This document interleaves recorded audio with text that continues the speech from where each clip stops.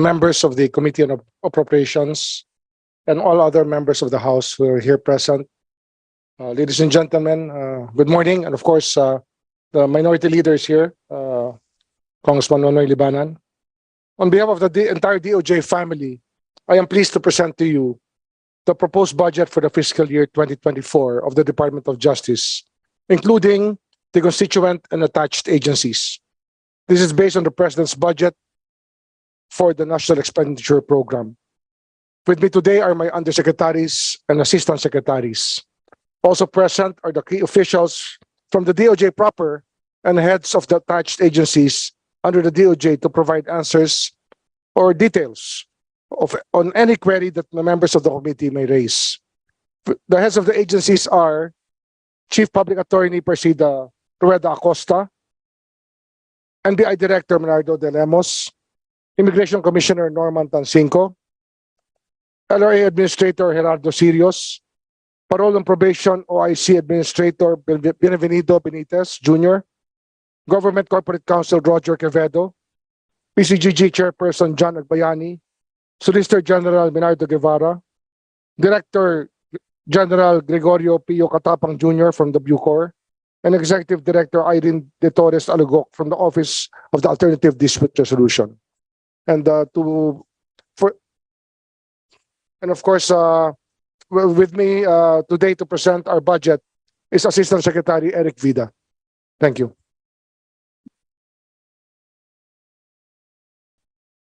With permission of the Honorable Chair. Yes, sir. Go ahead. Good morning, Your Honors. Okay, next slide, please. Okay. Shown in the screen is the department-wide budget income collection as compared to the respective budget of the attached agencies. Based on this schedule, Your Honors, the top three revenue-generating agencies are the Land Registration Authority, the Bureau of Immigration, and the National Bureau of Investigation. The total 2024 program budget of the DOJ, including its constituent and attached agencies, amounts to 34.486 billion pesos as compared to fiscal year 2023 budget of 28.607 billion.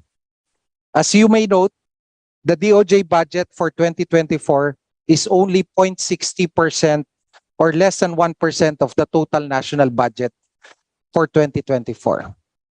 Next slide. On the overall, about 66.30% is for personal services, which will include the budget for salaries and other compensation of employees. Only 15.42% is provided for maintenance and other operating expenses. For capital outlays, there is an increase in amount provided equivalent to 18.28%, covering select agencies of the department. Please also observe that there is an increase in PS budget of 3.92%. Okay. I would like now to present the budget for the department and its attached agencies, showing the 5-year appropriations from 2019, 2020, 2021, and 2022. You may notice from this slide a slight increase at the rate of less than 10% annually. The next slide. For 2024, the department-wide budget proposal submitted amounts to 72.581 billion. Notwithstanding this proposal, the total budget recommended under the 2024 National Expenditure Program is 34.486 billion pesos, which is approximately 20.55% higher than the budget for fiscal year 2023. Next slide. This slide would show you the budget utilization rate of the department and its agencies. And as can be gleaned from the slide, for 2023, we are on target to to utilize the entire budget given to us for 2023. Next slide. Okay. This slide shows our comparative budget for fiscal year 2023 and 2024 by expense classification in million pesos.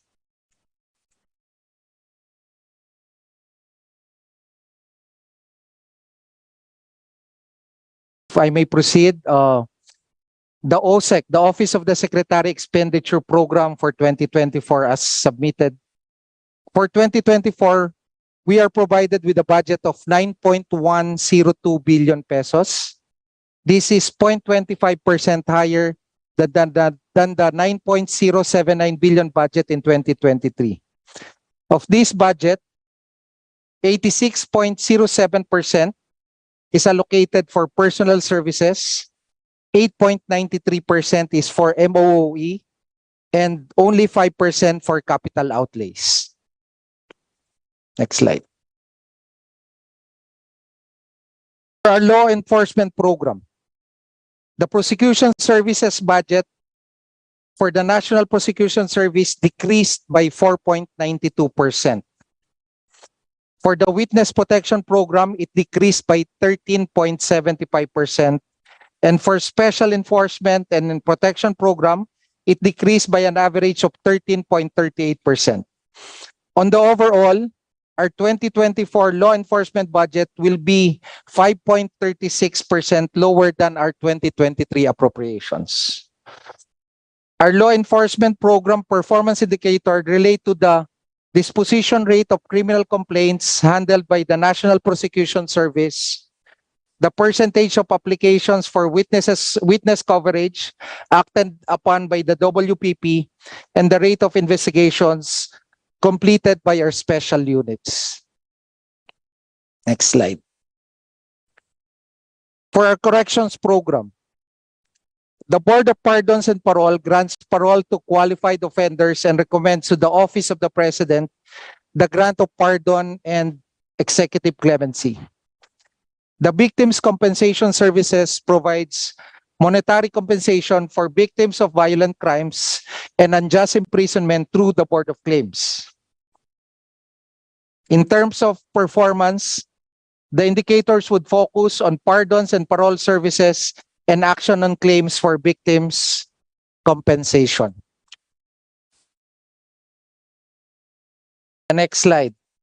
On legal services, the DOJ legal staff renders various legal services in relation to the function of the Justice Secretary as Attorney General, including legal opinions, resolution of citizenship cases, grant of special non-immigrant visas, legislative position papers, and legal studies, among others.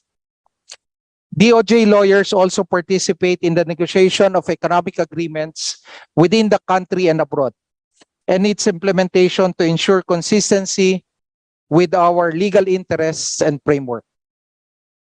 Next slide. For our attached and constituent agencies, we would like to start with the budget for the National Bureau of Investigation. For 2024, the recommended budget for the NBI amounts to 4.57 billion, which is 65.59% higher than the 2.76 billion allotted for 2023. For this proposed budget for 2024, the NBI will be able to process more than 7.6 million applications for clearances, of which 98% will be processed within 10 minutes from receipt of application. NBI will also be able to act on and conduct investigation in at least 57,000 cases. The next agency for the Bureau of Immigration. The 2024 recommended budget amounts to 4.24 billion, which is 163.2% higher than the 1.6 billion in 2023. Given this budget, the Bureau of Immigration estimates to process 99% of entries and exits within 45 seconds upon primary inspection. The agency will also process 95.51% of immigration transaction within 6 days. These are those not requiring board action. And for those requiring board action to dispose 95.91% of intelligence cases within 60 days. For the Bureau of Corrections, Your Honors, the 2024 recommended budget amounts to 7.24 billion, which is 18.4% higher than the 6.11 billion budget in 2023. The increase in budget includes PS requirements to cover 5,482 field uniform personnel and PS requirements for 651 unfilled uniform personnel. For this budget, the Bureau of Correction will ensure that there will be 97% participation rate of inmates in its rehabilitation programs, and it will be able to maintain and safekeep 52,632 inmates for year 2024.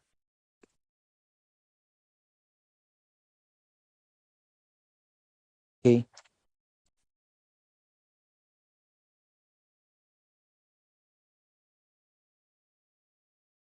The PPA, the 2024 recommended budget amounts to 920 million, which is about 4.2% higher than the 883 million in 2023.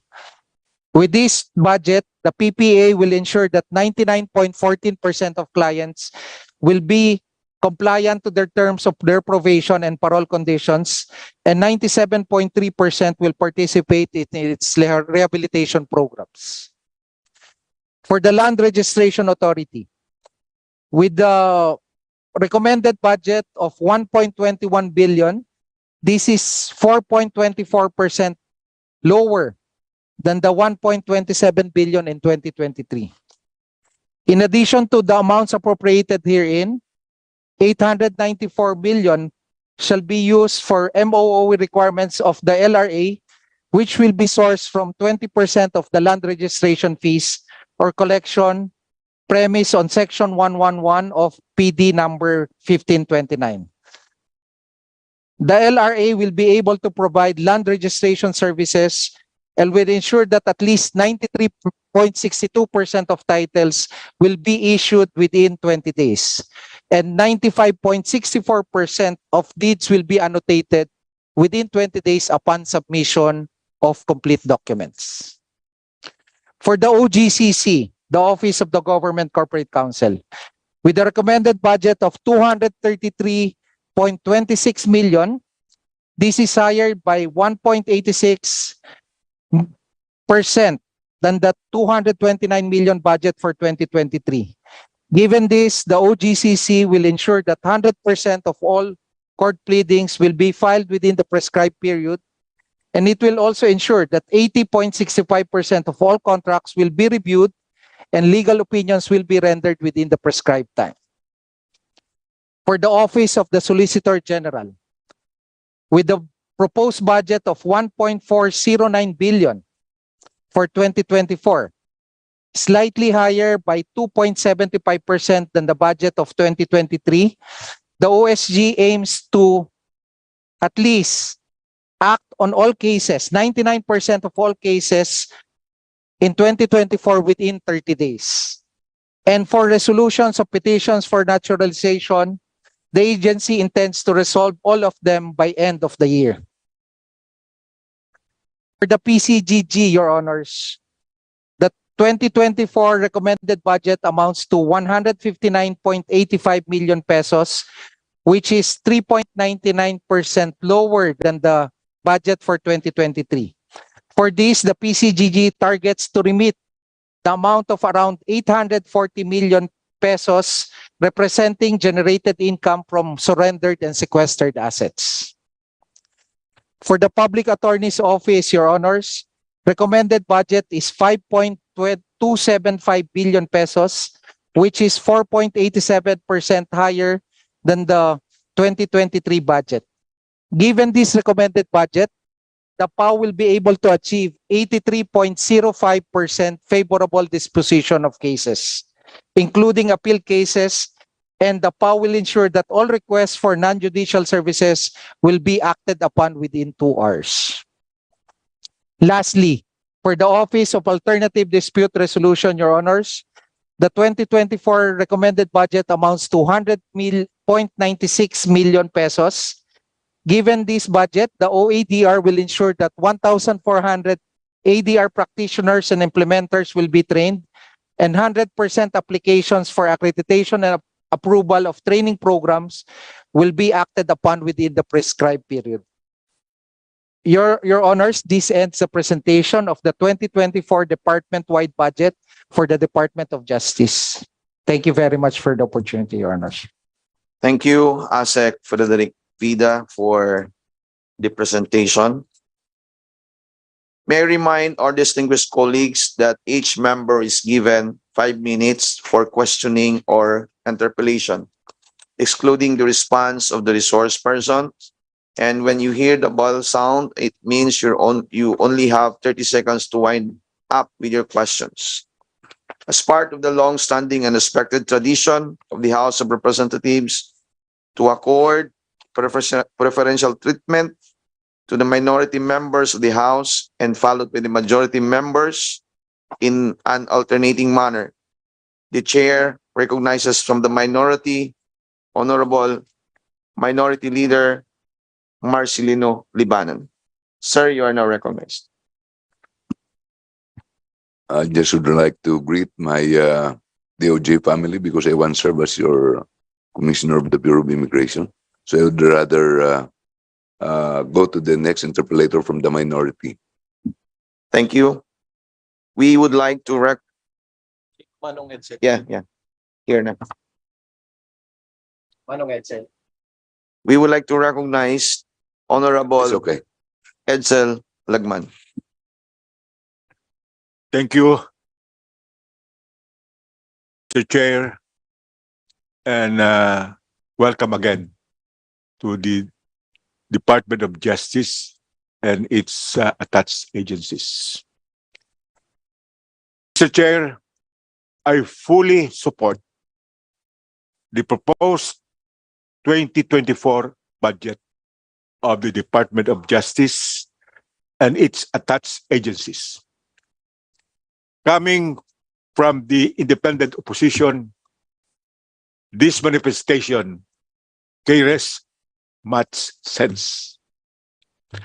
I have only 3 concerns which the good secretary can answer in writing in the interest of time. 1, what is the import of the Supreme Court decision in Pangilinan versus Cayetano on the Philippine policy of rejecting the ICC jurisdiction over alleged crimes against humanity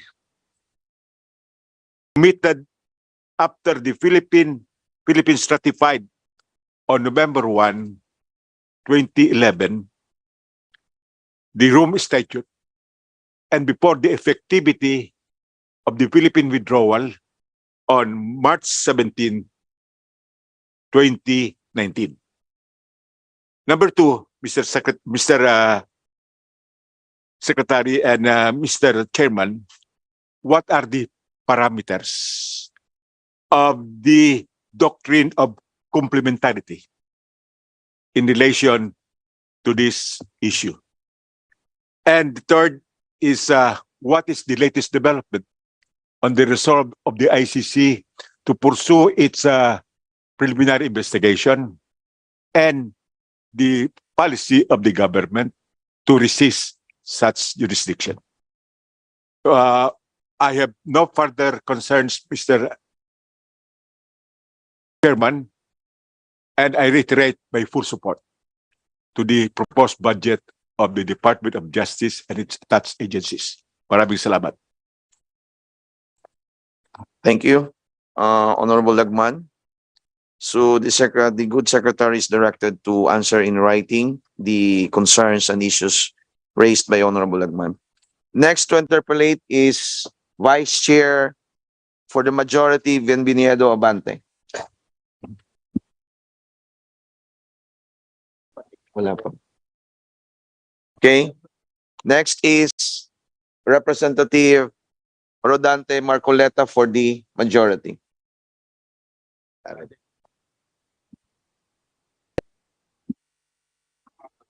Next is for the majority, Representative Loreto Acharon. Thank you, Mr. Chairman. Good morning, Secretary and the members of the DOJ family. Just like the Honorable Edson Lagman, I would be happy if the committee and the members in attendance will be furnished a data or copy of perhaps the list of the unfilled prosecutors across the country, because it's always it's been a problem really, and it is a factor in disposition of cases in the preliminary investigation case or whatever period it is in the fiscal's office, that the lack of prosecutors across the country. So may we just be favored with a list of the unfilled positions of the prosecutors, and of course the prosecution attorneys that I suppose is being or appointed by the secretary, because we wanted to see why is there a long time that prosecutors are appointed by the office of the president when there is really a lack of prosecutors in the national or in the provincial and the city prosecution office. So rest assured, I will be one with the majority in extending our 100% support to the DOJ, to the secretary, given the huge mandate of the department. Thank you, and have no further questions. Thank you. We will comply, Mr. Chairman. Thank you. Thank you very much. Next, for the minority, Representative Ramon Gutierrez. Thank you, Mr. Chair. Good morning, Mr. Secretary. Welcome home. And of course, to our fellow public servants in the DOJ. Good morning po. Mr. Chair, this representation, of course, fully supports the budget of the DOJ, given their very important mandate and their stellar performance. However, Mr. Chair, this representation has one concern that we would like to bring up right now, with the indulgence, of course, of the DOJ, as a matter of policy, not so much on the budget. Mr. Chair, we have a question, of course, regarding our state prosecutors, as they are to be held in the strictest and highest standards. As representative of the riders, there was one particular incident latter part of June regarding one such state prosecutor brandishing what appeared to be an automatic firearm. We would just like to, in confronting riders actually, Mr. Chair, we'd just like to ask the DOJ for any updates on this matter, or if they have taken any actions. Yes, The go ahead. case, thank you, Mr. Chairman. The case is now with the Prosecution Integrity Board. And as a Secretary of Justice, I have admonished him, which is what the law allows, because any stricter penalty has to be dealt by the president, the appointing power. So we have already done our duty with regards to this. I have spoken to him, and I have told him that there are things that you have to be careful with, especially with regards to the possession and use of firearms. Thank you, Mr. Chair. So it is comforting to know for the riders, at least, that there is action on the part of the DOJ, and we have our full trust in this, I believe, the new board, that the proper penalty will be meted out. So that settles for the policy. In regards to the budget, of course, we'd like to congratulate the DOJ on their consistent performance, on the consistently decreasing unused appropriations. And of course, we would like to support. We understand that the NEP started at 70. The NEP proposal was at 73 billion, but was slashed to 34. Hopefully, as we continue with this deliberation, we are able to bring it up, because, as mentioned, we fully support this agency. That would be all. Thank you very much, Mr. Chair. Thank you, Mr. Secretary. Thank you, Congressman Gutierrez. Next, for the majority, Representative Brian Yamsuan. Thank you, Mr. Chair. Good morning to the officers of the Department of Justice, led by a party mate of ours from the National Unity Party, our Vice Chairman. And with that, Mr. Chair, I would like to just submit all my questions to the department and seek answers para hindi na ho tayo magtagal. And I would just like to greet my very, very good friend, Secretary Remulla. Good morning, sir. Thank you, Mr. Chairman. Thank you. Next, for the minority, we have Assistant Minority Leader Marisa Magsino.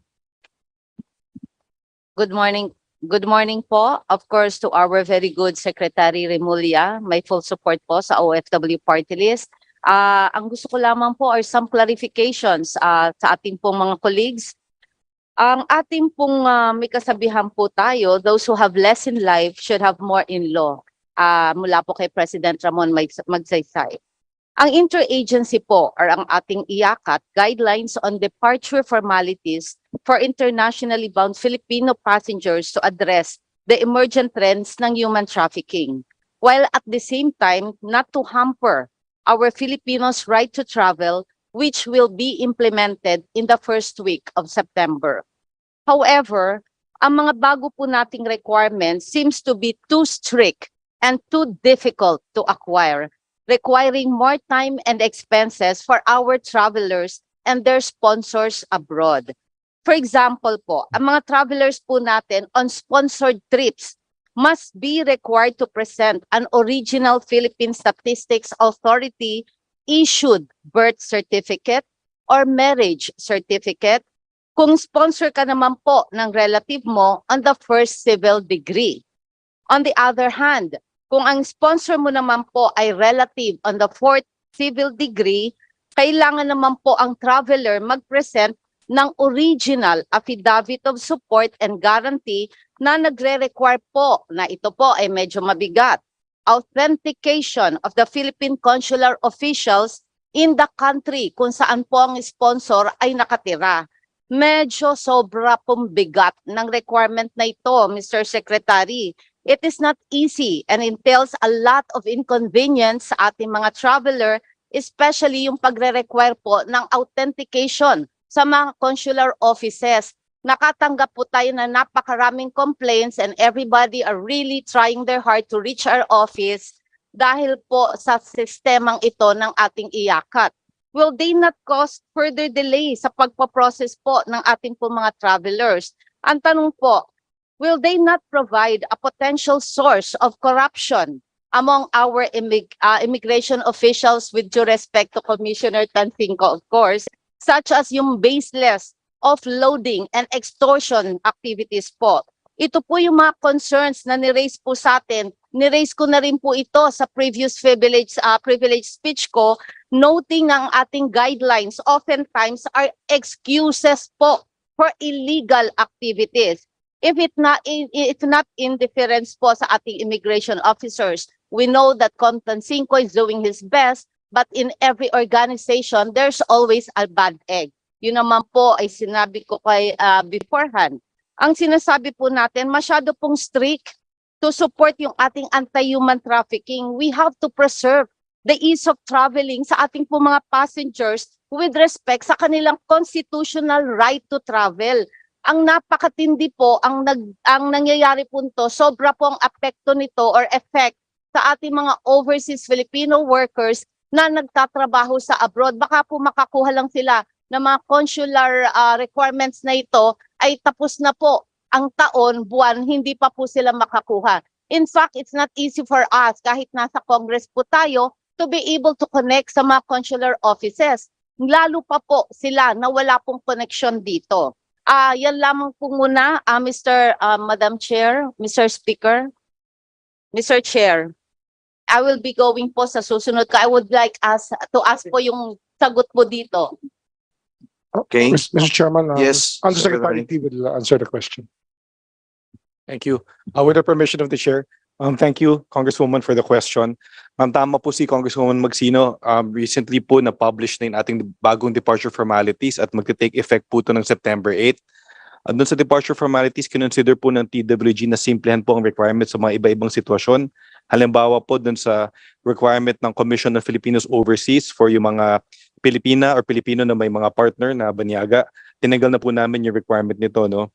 Ngunit yung mga ibang requirements tulad ng sinabi ni Congresswoman Magsino, naiwan po ito dahil natiyak po ng TWG na medyo importante po talaga lalo na for mga distant relatives o yung mga no relation na may established talaga yung kanilang support at relationship sa kanilang sponsor. Ngunit na-consider po namin yan at kasama naman ng DFA sa IAC at kasama din ng DFA dun sa mga nag-craft ng departure formality sa TWG at kakausapin din po namin yung ating mga foreign posts abroad na subukan i-expedite ang process sa pag-issue ng mga documents na kailangan ng ating mga OFWs upang mag-sponsor ng mga kamag-anak nila magbiyahe. Yes, Congressman Magsino, please.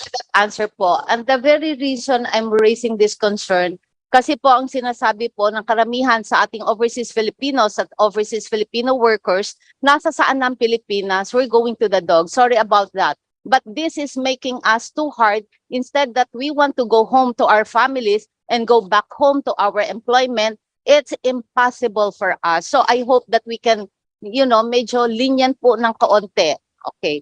And Mr. Chair, isang pong follow-up lang. Ma'am, please wind up your question. There is now a bell. Okay, I have 30 seconds, right? Okay. Ang interagency po, nagkaroon po kami ng meeting. We sent a letter kay Mr. Secretary noong March 15 and 31 para po ang designation po ng anti-trafficking OFW movement to be an observer dito po sa IACAT. This representation, the OFW party list in partnership po with ATOM, we would like to provide and articulate po yung mga OFW concerns natin, particularly on policy formation and program development na anti-human trafficking, being the chairwoman of the anti-trafficking OFW movement. May I be apprised on the status po of the endorsement, Mr. Chair? The good secretary, please. If I may respond, ma'am, we are aware of the request of the OFW party list and we have been inviting the OFW party list to our different activities and we will continue to do so, ma'am. I haven't received any invitation po. Padala na lang po, meron po na padala, ma'am, pero padala ko na lang po ulit sa inyo. Tapos yung mga future activities, we will regularly invite you. Thank you so much. Thank you, Mr. Chair. Thank you, Representative Magsino. Mr. Chair. Next is, Mr. Chair, I just will, a short. yes ma'am, yes, go ahead. Mr. Chair, napaka-humble ng DOJ family. When they showed their budget utilization data, they only showed their obligation rate, which is 48.74% for the first half of 2023. Their disbursement rate is actually 91%. So far, this is our second week of budget hearings. So far, kayo po may pinakamataas na budget utilization rate. This is all the more noteworthy because, as you know, second quarter of 2023, government spending contracted by 7%. So all the more we need to commend the DOJ. So, sir, keep it up. Thank you. Thank you, Thank you, Madam Chair. Chair, Vice Chair. Next to interpolate is from the majority, Representative Teodorico Harisco.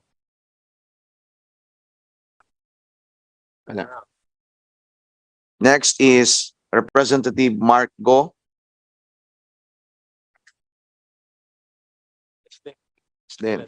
Next is Vice Chair Jose Maria Zubiring. Malis na rin. Next is Deputy Majority Leader, Madam Janet Garin.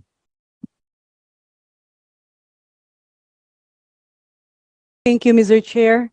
Of course, a pleasant good morning to our good colleague, Secretary Boying Remulla. May I inquire, Mr. Chair, if indeed it is true that the father is brilliant, but the son is more good-looking? Moving forward, Mr. Chair, congratulations again, Sec Boying, and to the DOJ family. You have been giving true and fast service to the Filipino people, and that is something that we need, especially that we are in a globally competitive world.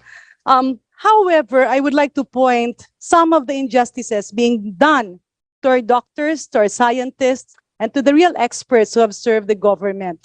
May I inquire if cases are already filed? Let's say nag-file po yung PAO, and ngayon ang nagre-representa are the prosecutors. Is it fair to say that during hearings or trials or whatever processes you call that, there will be like at least a dozen PAO lawyers in the vicinity na ando doon na naman yung prosecutor. Sayang kasi yung pera ng bayan. May I inquire if this is in order, Mr. Chair? I think that this is better answered by our Chief PAO Officer who's here right now.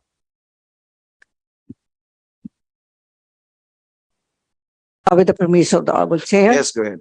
and our Honorable Secretary of Justice. The PAO lawyers are assigned to the victims who filed criminal charges before the DOJ, and they were requested by the victims, the families, to be present so that they could be well represented. Even in other criminal cases, there are private prosecutors aside from the state and public prosecutors. It is allowed by the court. Yeah. Unless Yes, the ma'am, court, Your Honor. Sorry po, if I may, para lang po mag-clarify, ma'am. Okay. Opo. Yung tanong ko po kasi, kung may kaso at andun na yung mga prosecutors, isang dosena na sila na nag-handle, kailangan ba na andun din yung isang dosena or marami pang PAO lawyers? Kasi ang dami po kasi nangangailangan ng tulong ng ating PAO lawyers. And if it's a hearing being handled by the judge, na hindi naman sila nakakapasok doon sa kwarto at nasa labas at sobrang maingay, nahihirapan po yung korte na magkaroon ng discussion. And this is something na okay naman sana, pero hindi ba una-una sa labas ang ingay, hindi marinig sa loob. Pangalawa, andun na yung prosecutors, kailangan ba andun din yung PAO? Paano naman yung maraming nangangailangan ng tulong na kailangan mabigyan nila ng atensyon? Yes, ma'am. 4 lang po ang nandun. Only 4. Ang kaso po doon ay 8. 4 lamang po ang PAO lawyer na nandun. Baka po yung maingay yung mga spectators o yung mga kamag-anak ng mga namatay. At our lawyers have designated resident court assignment. 1 court, 1 PAO lawyer. Hindi po kami nakapag-deploy ng marami sa mga kaso. Mr. Chair, Pasensya na po, ma'am. Ako nga po dapat nandun, hindi po ako pupunta eh.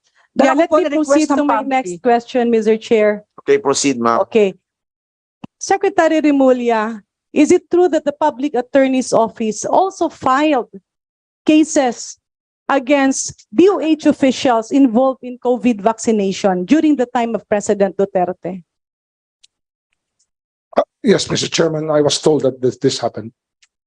So ibig po sabihin, patuloy pong hinahabol ng Public Attorney's Office yung ating mga scientists, yung ating mga totoong eksperto, yung ating mga vaccinologists na konting-konti na lang po kami.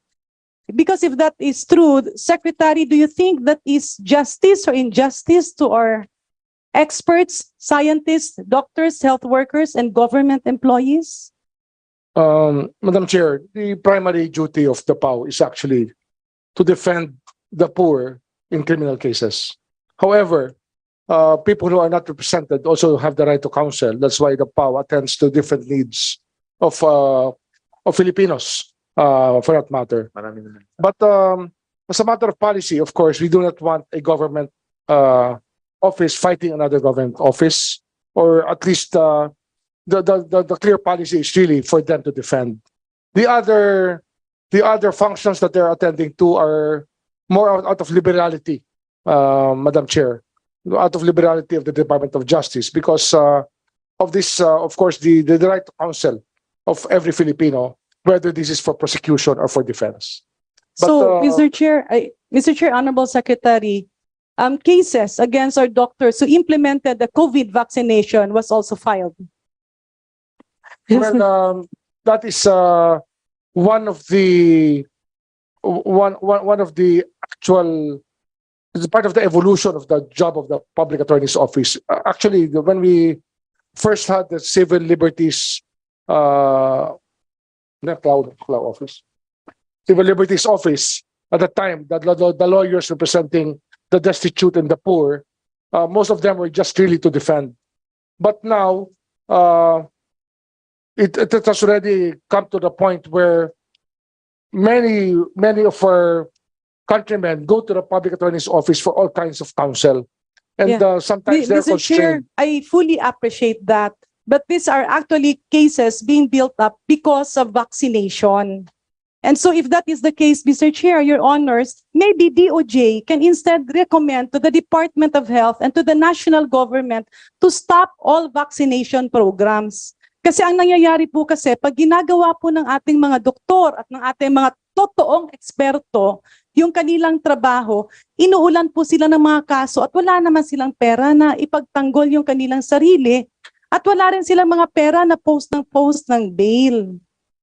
So if this is the case, maybe DOJ or PAO can instead, recommend to the government to stop all vaccination programs and allow all epidemics and outbreaks to come out. Kasi napakakonti lang po ng mga eksperto na ito. We can instead recommend them to other countries because our profession is very much in demand in other countries.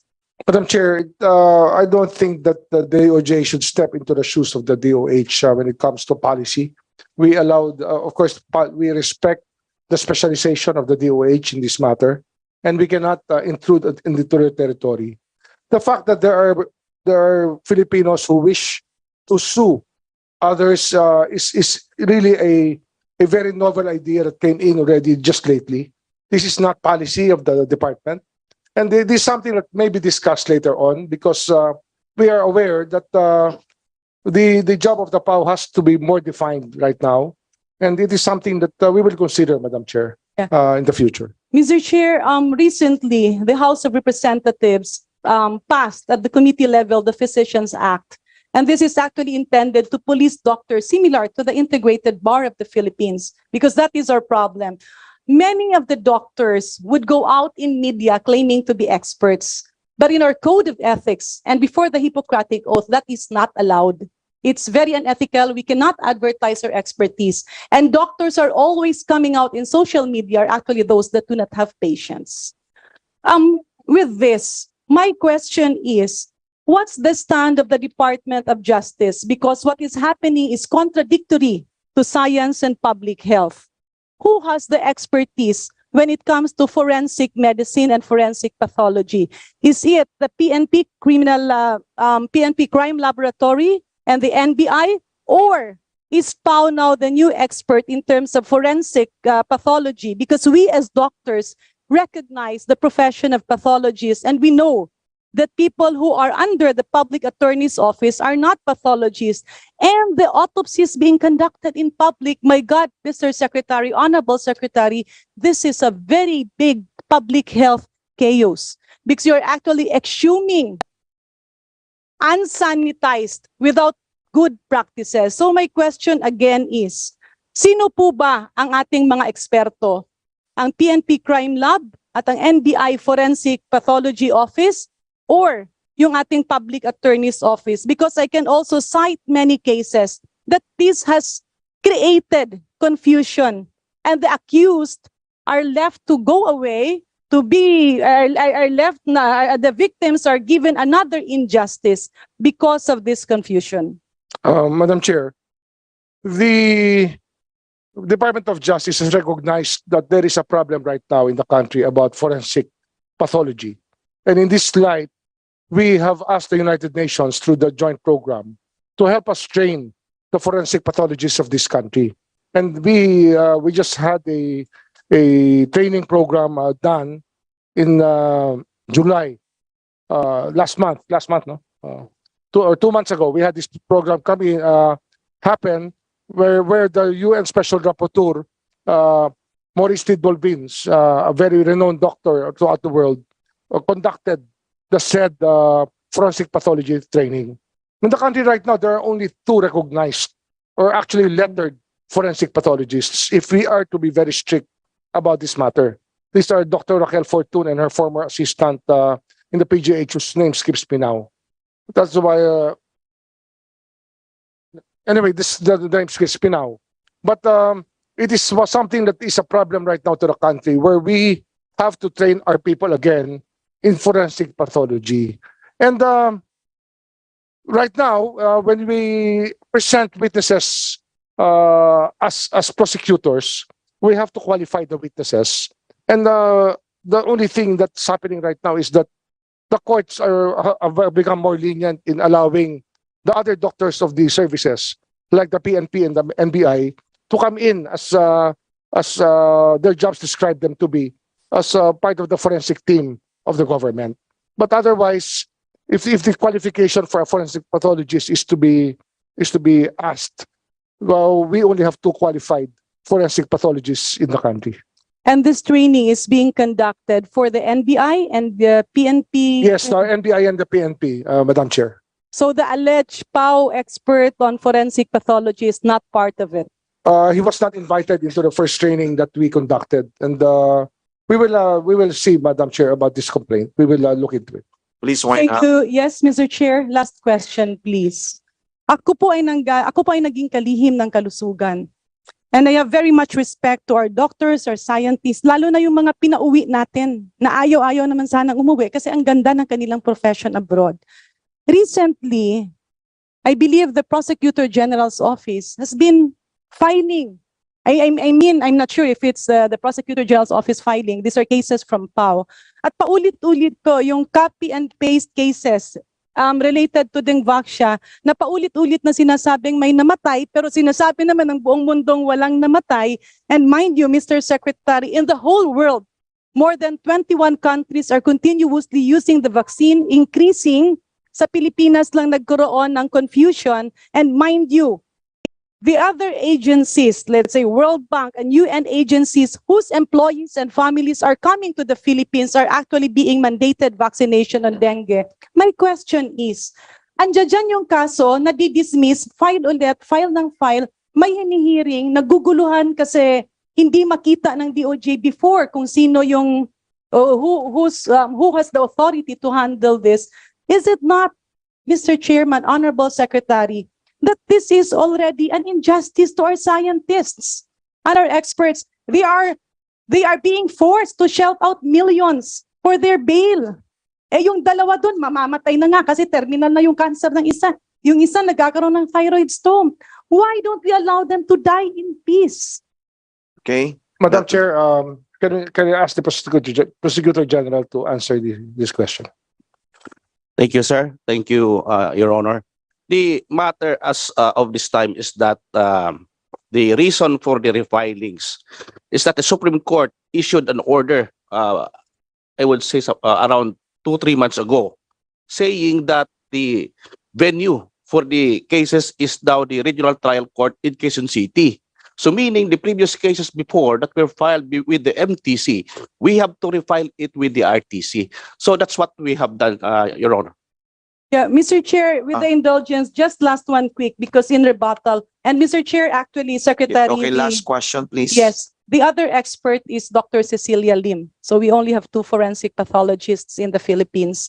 And yung tanong ko po, kasi andyan dyan na, nakikita na walang basihan at paulit-ulit na sinasabing walang namatay at hindi nakakamatay yung bakuna. Is it fair to say that if PAO keeps on filing cases, patuloy nyo lang din na ibibigay at patuloy na kakasuhan? For the record, Honorable Secretary, as I was computing earlier, each doctor, each RITM expert, at kasama na dito yung gumawa ng ating bakuna sa rabies, sa polio, sa measles, because these are the same scientists that were involved at kilala nyo naman yung iba doon. They are somehow forced to prepare 40 million for their bail. Saan naman sila kukuha nun? Okay. So, Madam Garin, if you take some questions, take that on the second round. Yes, Your Honor. Please. Very gladly. Secretary. If I may, please. Mr. Chair, I had an earlier question to the Prosecutor General. Is this justice or injustice for scientists or experts who went home to the Philippines, served the government, and now they're being forced to come up with millions and pesos just to be on bail, despite the fact na wala ngang matumbok na kaso kasi wala ngang kaso, wala ngang namatay. The good prosecutor, please answer the question of the good representative Gary.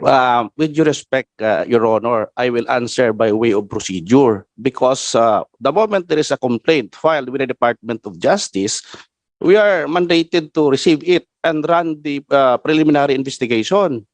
So it is procedural. And in due course, whether we will file the case or not.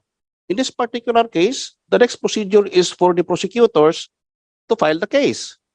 So, ma'am, procedural po sa amin yan. Then, after that, it goes to the court. Again, it's a matter of procedure po. Yes, thank you Okay. very much, Mr. Chair. I'll go on my second round, and just to leave a last statement. I do admire the Department of Justice for coming out with an order that the prosecutor's office should stop filing weak cases because we have a lot of problems, we have a lot of Filipinos, ang dami pong nangangailangan ng tulong nyo. Stop, please. Kung sino man yung mga nambababoy sa ating mga scientists at mga eksperto, sana po makonsensya kayo. Thank you very much, Representative Garin. Before we proceed, we would like to recognize the new members who have arrived. We have Deputy Majority Leader Marlene Promisias Agabas. We have Vice Chair Ching Bernos, Representative Patrick Michael Vargas. We have Representative Arlene Brosas and Representative Antonio Ferrer. The next interpolator will come from the minority, Deputy Minority Leader Franz Castro. And I would like to remind you about the 5-minute rule. Thank you, Mr. Chair. Magandang umaga po sa ating secretary at sa family po ng DOJ. So yung unang question, Mr. Chair, as regards to the impartiality ng Secretary of Justice. Okay, Executive Order number 70 series of 2018 includes the DOJ as member of the National Task Force to End Local Communist Armed Conflict o yung NTF-LCAC Task Force. Republic Act number 11479, Section 45, Anti-Terrorism Council includes Secretary of Justice as one of its members. So the question is, as a member of NTF-LCAC and ATC, how can the DOJ ensure the impartiality of the secretary itself, diba? So what are the mechanisms in place, and even the prosecutors, paano po natin pinanatili yung impartiality? So nakikita kasi natin, Mr. Chair, na nawawala yung impartiality ng mga prosecutors din dahil DOJ mismo ay member ng NTF-LCAC at ang ATC po. Madam Chair, Mr. Chairman, the Department of Justice has to be objective in what it does. Partiality is a point of view that many of us may have a different definition of, because we are partial to victims of crimes. If that is the only thing that we have to do, we have to state that we are very partial to victims of crimes, but we are very objective in what we do as to the culpability of people. We will not bring anybody to court without any evidence that will back up our claim. In fact, we already have established a higher modicum of evidence for the next few months that will be introduced to the public. We always talk about probable cause, Madam Chair, but actually the bigger modicum of evidence that we want to introduce is a reasonable certainty of conviction that based on the evidence available to the prosecutor. That's why we are not. We are objective in what we do, but we are not impartial. We are very partial to the victims of crimes, Madam Chair. Madam Castro? Mr. Chair, kasi alam mo may mga example na tayo na meron, Mr. Chair.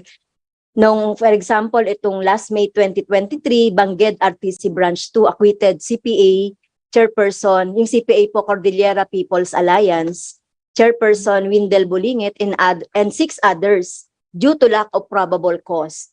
Last July 17, 2023, MTC Manila Branch 47 granted demurrer to evidence resulting to the acquittal of May Nasino and others. So bakit po, Mr. Chair, kung sinasabi ninyong partial kayo sa mga victims, may bakit sa level pa lang ng prosecutor hindi na di-dismiss yung kaso? At alam niyo po itong si May Reyna Nasino, namatayan pa po ito, Mr. Secretary ng anak. So at nakakulong siya for 3 years. Nakulong siya for 3 years na talagang hindi naman napatunayan yung kanyang kaso. Thank you, Mr. Chair. The burden of proof in criminal cases is proof beyond reasonable doubt. vis-a-vis the reason why people file cases just because of probable cause. That's why the Department of Justice is adopting a higher standard, which is reasonable certainty of conviction based on the evidence. And Madam Chair, we cannot win all the cases. These cases were filed prior to our coming into the DOJ, and we just have to roll with the punches. We cannot win all the cases that are filed by the prosecutors, but we can assure everybody, Mr. Chair, Madam Chair, that our standard of looking at the cases is much higher now, and we are demanding much more from the prosecutors before they file cases. That is something that has to be done to actually solve many problems, including the congestion of our jail system. So last question po as regards to that. So are there mechanisms, Mr. Chair, Mr. Secretary, that are in place para po mapanatili natin yung impartiality ng mga prosecutors and at the same time DOJ as part of NTF, LCAP, and APC? Well, as I said again, I will repeat again, Mr. Chair, Madam Chair, that impartiality is not what we look at here. We're looking at objectivity. Will always be partial to the victims of crimes and defend their right to redress of grievances, which is also a constitutional right. But objectivity is, I think, is the more important thing, that we do not go to court with bias against anybody.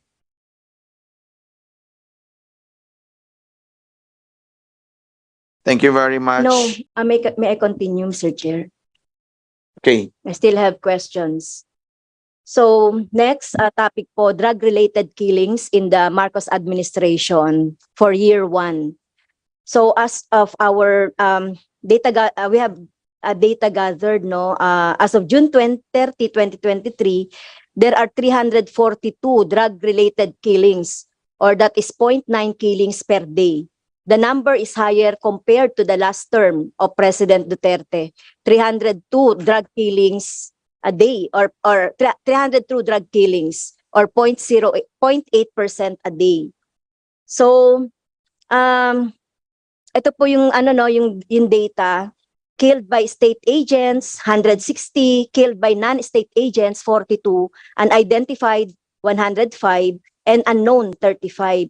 So, ang question po ay, ang DOJ po ba ay iniimbestigahan itong kaso na to? Kasi alam ko, Mr. Chair, meron tayong certain period of time para ma-inquest itong mga kaso na ito. Lalong na yung mga drug-related, human rights violations, katulad nung case nung nung bata ni Jemboy. So, yun ang unang tanong po. So meron po ba tayong inquest ba ng DOJ itong mga kaso na ito na drug-related and others? Depende po yan sa kaso. Kung ito'y darating po sa amin, dadalhin po ng ating law enforcement agencies. May inquest po yan kung nandun po ang kaso, kompleto po ang detalye, at kompleto po ang reklamo, kompleto po ang testigo. Ang ganyang problema kasi po, hindi ho namin alam kung saan nanggagaling ang data na ating po pinag-uusapan. Ngunit, maliwanag po na yung mga pangyayari po na sasabihin na drug-related ay hindi po natin masasabi kung totoo po ito o hindi.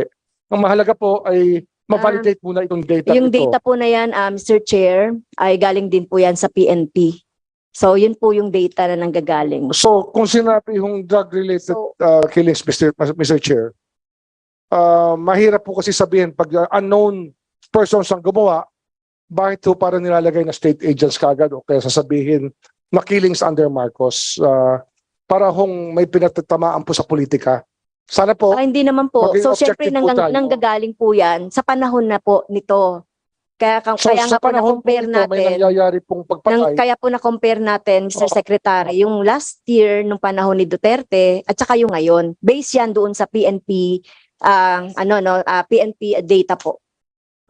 Sige po. Basta yung data po na yan ay gusto po namin malaman at makita.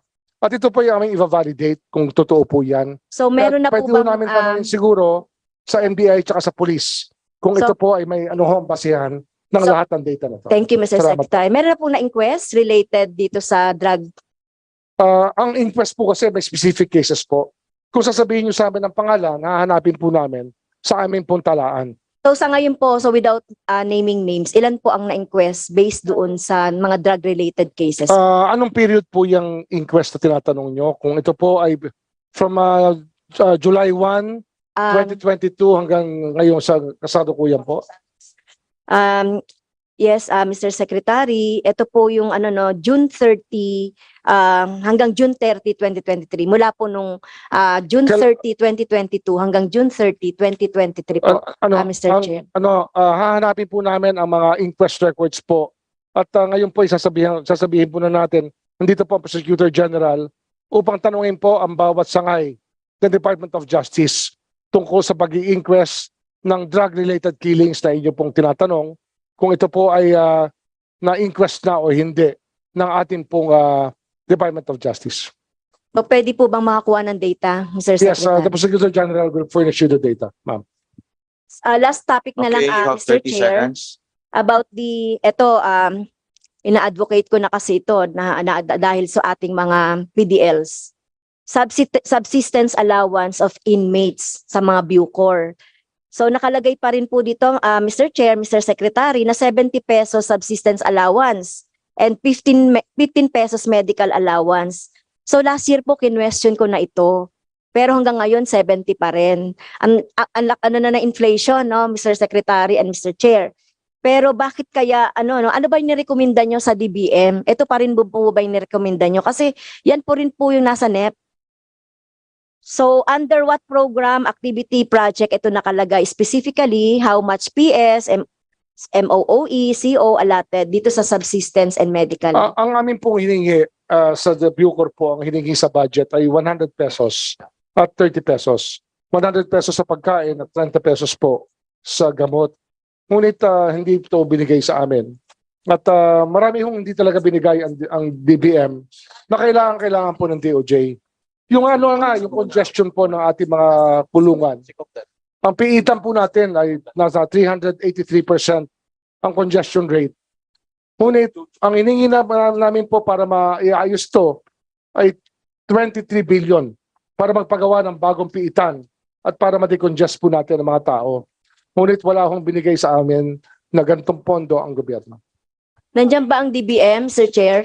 Can we ask the DBM to answer? Kasi I think your time is over. And if you want to ask the DBM, please take your questions in the second round.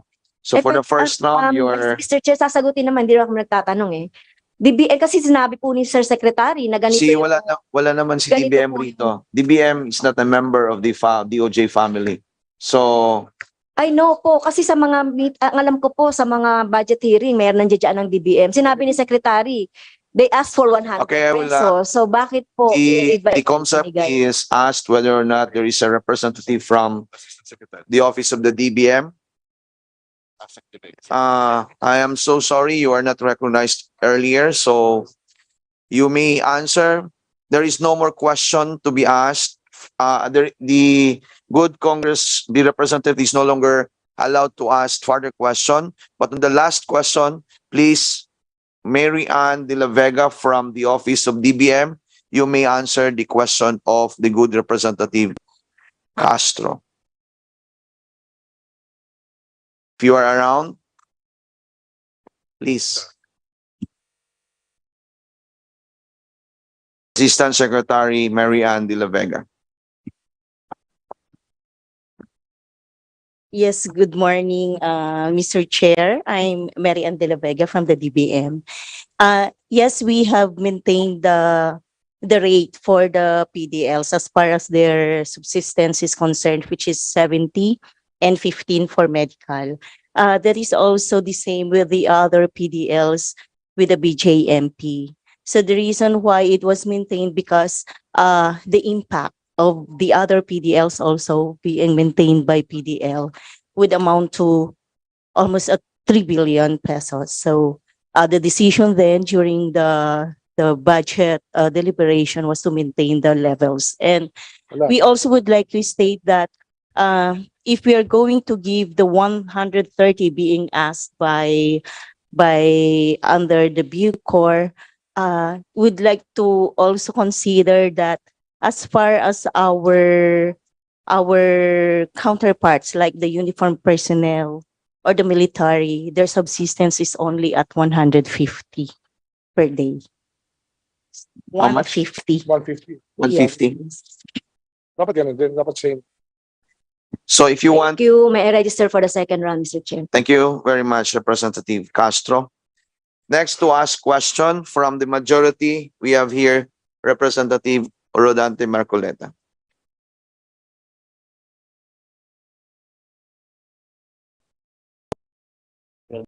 Maraming salamat po, Mr. Chair. How many questions should a friend ask a good friend?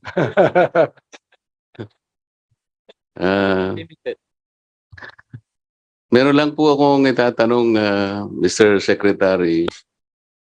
Ito po this is in regard to the persistence of the Office of the Prosecutor of the ICC to investigate alleged killings at the time of the former president. President Marcos already made a statement on this, that we are done with the ICC. And considering that the appeal filed by the Office of the Solicitor General was denied. But obviously, we know that the denial was not unanimous. It's a 3-2 decision. Pero this morning, Mr. Secretary, if you will read the papers, yun pong ating Commission on Human Rights made a statement. Public statement. Ang sabi niya, they are willing to cooperate with the ICC if their office is stopped by the prosecutor. Nakalimutan ko na yung pangalan niya, Mr. Chair. Karim Kiram yata yun? Hindi, artista po yung Karim Kiram yata. Karim Khan ata. How is that possible, Mr. Secretary, for our own Human Rights Commission to express cooperation with the ICC when the President already said we're done with the ICC? How do you think they will proceed, sir? Mr. Chairman, I think that the Commission on Human Rights is an independent constitutional commission, but it has to respect the other branches of government that are there. And when the executive was already given the statement or its own commitment, I believe that it is their duty to consult first with the executive regarding this matter, because we have to speak with one voice as a country. So in this regard, Mr. Chairman, we may have to communicate with the Commissioner on Human Rights about this matter. And of course, the Commission on Human Rights should also communicate with the Office of the Solicitor General. Yes, Mr. Chairman.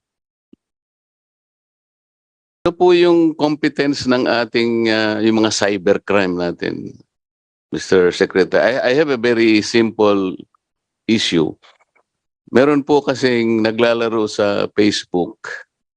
Siyempre po, hindi niya bibigay ang pangalan. Sometimes they make a mockery of the hearings in Congress, but they hide, their identity. Incognito sila sa Facebook, but they tag people. When you ask the people being tagged in the Facebook, sabi nila friend sila. Pag tinag mo pala, Mr. Chair, friend mo pala. Ngayon, pag tinanong mo yung friend, kung kakilala niya yung tinag niya, kahit na friend niya, hindi niya rin kilala. Is it possible for the NBI cybercrime to identify kung sino man yun para hindi na po nakapaglalaro sila? Hindi naman po kami nasasaktan, Mr. Secretary. Kaya lang, I think it's more on protecting the institution. Pinagtatawanan nila kami na Well, they have all the rights sana, but not the institution. Sana, kung matulungan nyo kami, is it possible to identify them? Kasi kung ako lang, talagang mahihirapan po ako. Kung ABS-CBN lang sana yon, Mr. Secretary, medyo madadali tayo. Salamat po. Ano ho kaya ho kausapin? Ginagawa ho namin dito, kinakausap po namin na Facebook. Meron ho kami yung opisina namin ng cybercrime within the DOJ talks to Facebook about taking down several posts that may be damaging to other people. And most of the time we are obliged naman, obliged naman po kami ng Facebook. So pwede ho yan. I think that it can be done. But the biggest anti-cybercrime office right now with the budget is actually the Philippine National Police. The anti-cybercrime group of the PNP is the biggest right now in the country. Ang NBI po, maliit po ang aming, hindi ho ganun kalaki ang aming capability pa. But we're trying to build up our capability sa cybercrime. And the same thing with DOJ, as we are trying to reorganize the offices of the DOJ so that we can be more responsive to the times, because 70% of the crimes now have a cybercrime component. And that's why we have to adjust our approach to crimes, Mr. Chairman. So ma-identify po natin sila, Mr. Secretary. Yun lang po yung sa amin ng ang data tungkol sa reklamo ay sisikapin po namin na malaman po ma-identify. lahat. Opo. Salamat po, Mr. Chair. I'm done. Thank you very much, Kong Marcoleta. Next, we have from the minority, Representative Raul Manuel.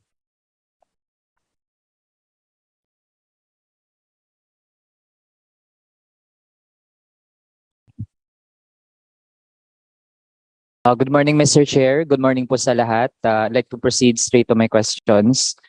Sa Philippine Human Rights Situationer po noong 2020, nabanggit po doon na 9 years since nabuo yung Task Force AO35 on EJK, desaparecidos, torture, and other human rights violations.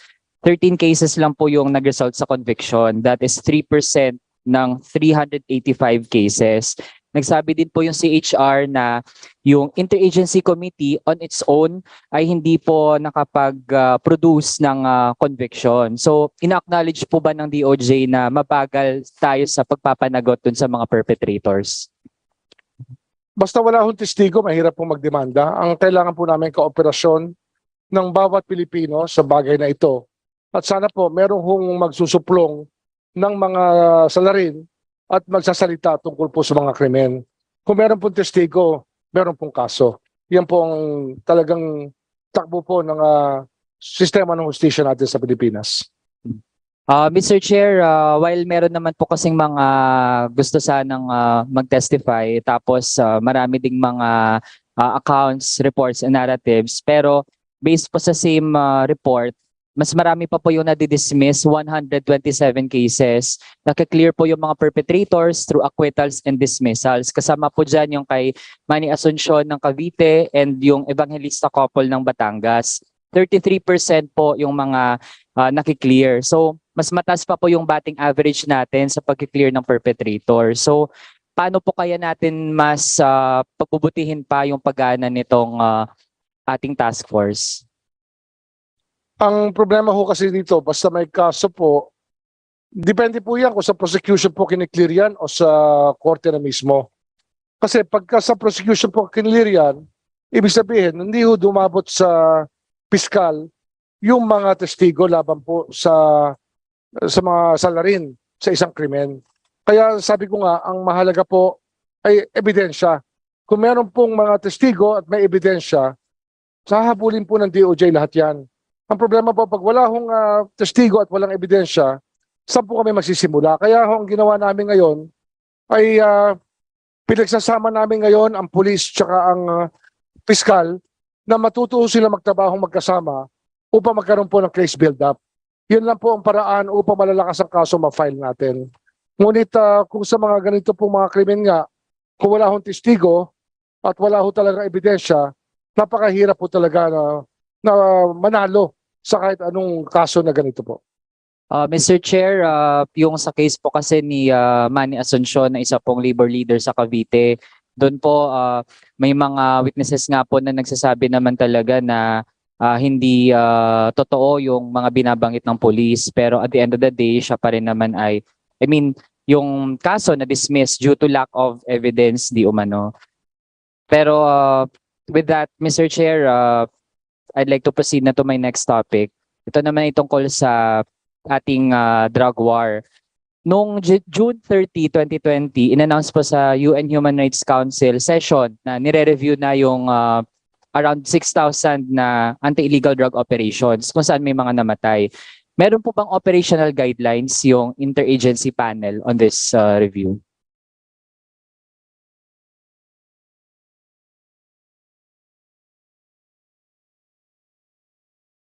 Ang interagency panel po, ang DOJ review panel po ay aming nireconvene na, binubuo na namin ulit ito upang pag-aralan po yung mga kasong yan. Ngayon, yung guidelines po niyan ay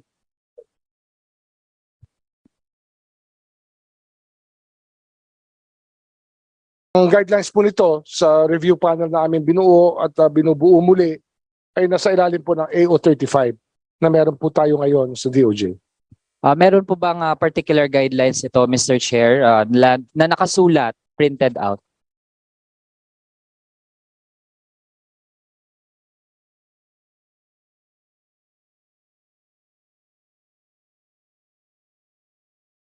Titingnan ko po muna at aalamin ko sa ating pong kasama rito. Meron po tayong operational guidelines sa AO35. Duly noted, Mr. Chair, would like to request na lang po na yung office po natin sa Kabataan and of course yung committee ma-furnish po ng copy ng written operational guidelines. We will comply, Mr. Chair. Thank you, Mr. Chair. Na-announce din po noong January 2021 na meron ng initial report na submit po kay dating Pangulong Duterte pero hindi pa naisa sa publiko yung initial report. Mari po bang malaman kailan ito pwedeng maisa publiko? Wala ho sa DOJ yan. I think it should be in the records of Malacanang, Mr. Chair. Ang nag-announce po nito ay yung dating secretary po na si Sir Minardo Guevara. So maybe we can also address the question to him or anyone in the DOJ family.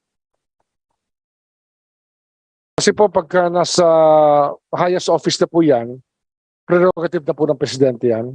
Wala po sa DOJ wala ho kaming discretion. We have to ask the executive secretary about it. And if you will probably ask the OP later on when they are here, mas maganda ho ang sagot siguro, mas diretso po. Mr. Chair, yung UN Human Rights Council or yung Office of the High Commissioner on Human Rights, meron din ba silang kopya ng initial reports? Kung wala po tayong kopya rito, wala ho sigurong kopya rin ng Human Rights Council. Yung Office of the Chairman. Mr. Chair, kaya po natin ito natanong kasi 3 years na rin mula nung na-announce yon sa UN Human Rights Council at nag-draw nga ng international attention yung ating madugong war on drugs. Pero kahit po yung initial report, hindi pa rin talaga ito accessible kahit sa ating mga public officials. So yun po yung ating gustong i-assert sana na magkaroon tayo ng copy ng initial report. Now for the next topic, Mr. Chair, ito naman ay tungkol sa Department Circular number 20 series of 2023 na nagbibigay sa prosecutors ng mandate to participate in case build-ups. Ilang kaso na po ba yung na-subject sa case build-up gamit po ang Department Circular number 20 series of 2023? Ginagawa na ho ngayon yan wala lang ho kaming data pa tungkol sa ilang kaso na po ang nasa subject sa case build-up. Pero yan po tuloy-tuloy po ang training natin sa lahat po ng kapulisan at prosecutors sa buong Pilipinas. Tuloy-tuloy po yan sapagkat hindi ho maaaring maging ganito ang dating average ng DOJ. Ang ating conviction rate po ay napakababa. Nasa 21% po yata ang binibigay na figura sa conviction rate po. Yan po yung figura ng korte. Kaya po yan ang aming tinitingnan ngayon kung paano po mapapabuti ang performance po ng DOJ at ng ating law enforcement agencies. We'd like to request na lang din po yung data doon. Ilan po yung na-subject sa case build-up. Tapos ilang cases din po yung nag-involve sa Terror Act, IHL, and terrorist financing cases. magpapa-furnish na lang po kami ng data, Mr. Chair. We will comply. Thank you, Mr. Chair. Ang tanong lang po natin, yung role po ng assigned prosecutor na magkakonduct ng preliminary investigation. Kasi kung siya po yung magkakonduct ng case build-up, hayaan din po ba na siya din yung mag-conduct ng preliminary investigation tsaka magre-resolve din ng kaso eventually? Wala ho namang conflict yun. Ang kailangan lang ho due process. Hindi naman po kami huwes. Kami po ay prosecutors. Ang mga fiscal po ay prosecutors, hindi po huwes. Kaya wala hong problema yon sa aming tingin. Okay, final few questions with the remaining time, Mr. Chair. Sa mga trainings po na binibigay sa prosecutors on terror law, IHL, and terrorist financing, meron po ba dyan na funded ng foreign governments? For example, US Department of Justice? Wala ho kaming alam na ganitong programa na pondo po ng ibang bansa. Okay. Other forms po of assistance, meron din po ba galing sa US Department of Justice para sa ating DOJ prosecutors? That would be your last question. Wala ho kaming ganun eh. Pero may minsan po may mga training program sila kagaya po sa anti-trafficking of persons. Yeah, yun na lang po, Mr. Chair. Also, we'd like to request data on that. Thank Thank you. you, Mr. Chair. Thank you, Honorable Manuel. Next to interpolate, Honorable Representative Teodorico Haresco. Nandiyan na. Thank you, Mr. Chairman. I just want to greet again our colleague, Secretary Boy Remulla, to the House. Welcome home, Secretary.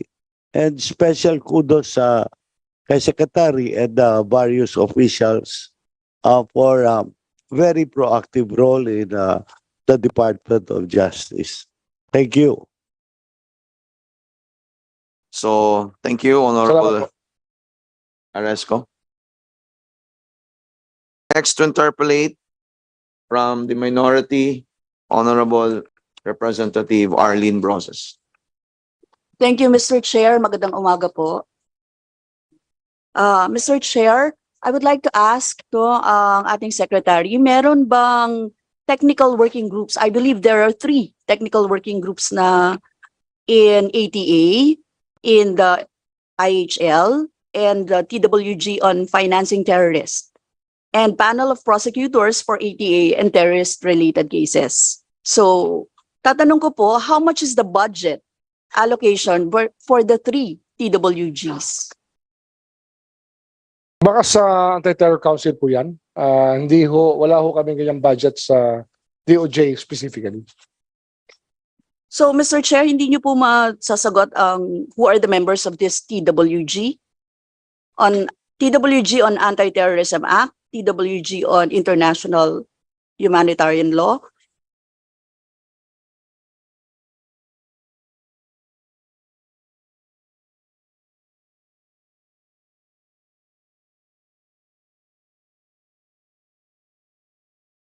Ano ho yan eh? Wala ho kami specific kasi. Kargado po sa sariling budget namin, sa aming daily budget, ang ganung trabaho. Wala kaming specific funding for that, ma'am. Madam Chair. Ang problema kasi ho dyan, baka po nasa Anti-Terror Council po ang inyong hinahanap ng mga sagot. Baka wala ho sa amin. So, may ATC ba dito, Mr. Chair? May mga members, but the council members are not complete. And one of the council members is the Department of Justice. So the only member who is present here is the good secretary. Ang umaten po para sa amin dito si Undersecretary T sa Anti-Terror Council po. Ma'am, yun sa usapang budget, wala talagang, tama si Secretary, wala talagang specific budget ang DOJ para sa ATA matters. Ang nabili sa amin ng ATC ay kanya-kanyang agency ang kakarga ng sariling budget sa kanya-kanyang functions under the ATA. Pero Mr. Chair, pwede bang sagutin yung halimbawa, yung 3 TWGs na ito, they coordinate and provide trainings to security forces, right?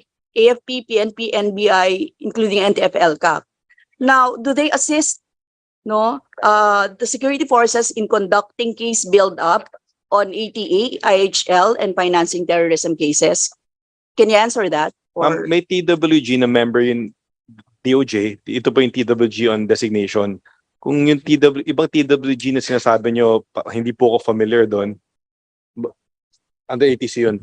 But in terms of yung assistance sa case build-up, meron po kami mga task forces within DOJ na anti-terrorism task force. Tumutulong po sila sa case build-up for ATA cases, terrorism financing cases, as well as yung mga prescription natin. yun po, ang tanong ko, is there any prosecutor who is both a member of the TWG and a panel of the prosecutors? Parang wala naman. Wala hong prosecutor na umuupo sa Anti-Terror Council. Wala ho.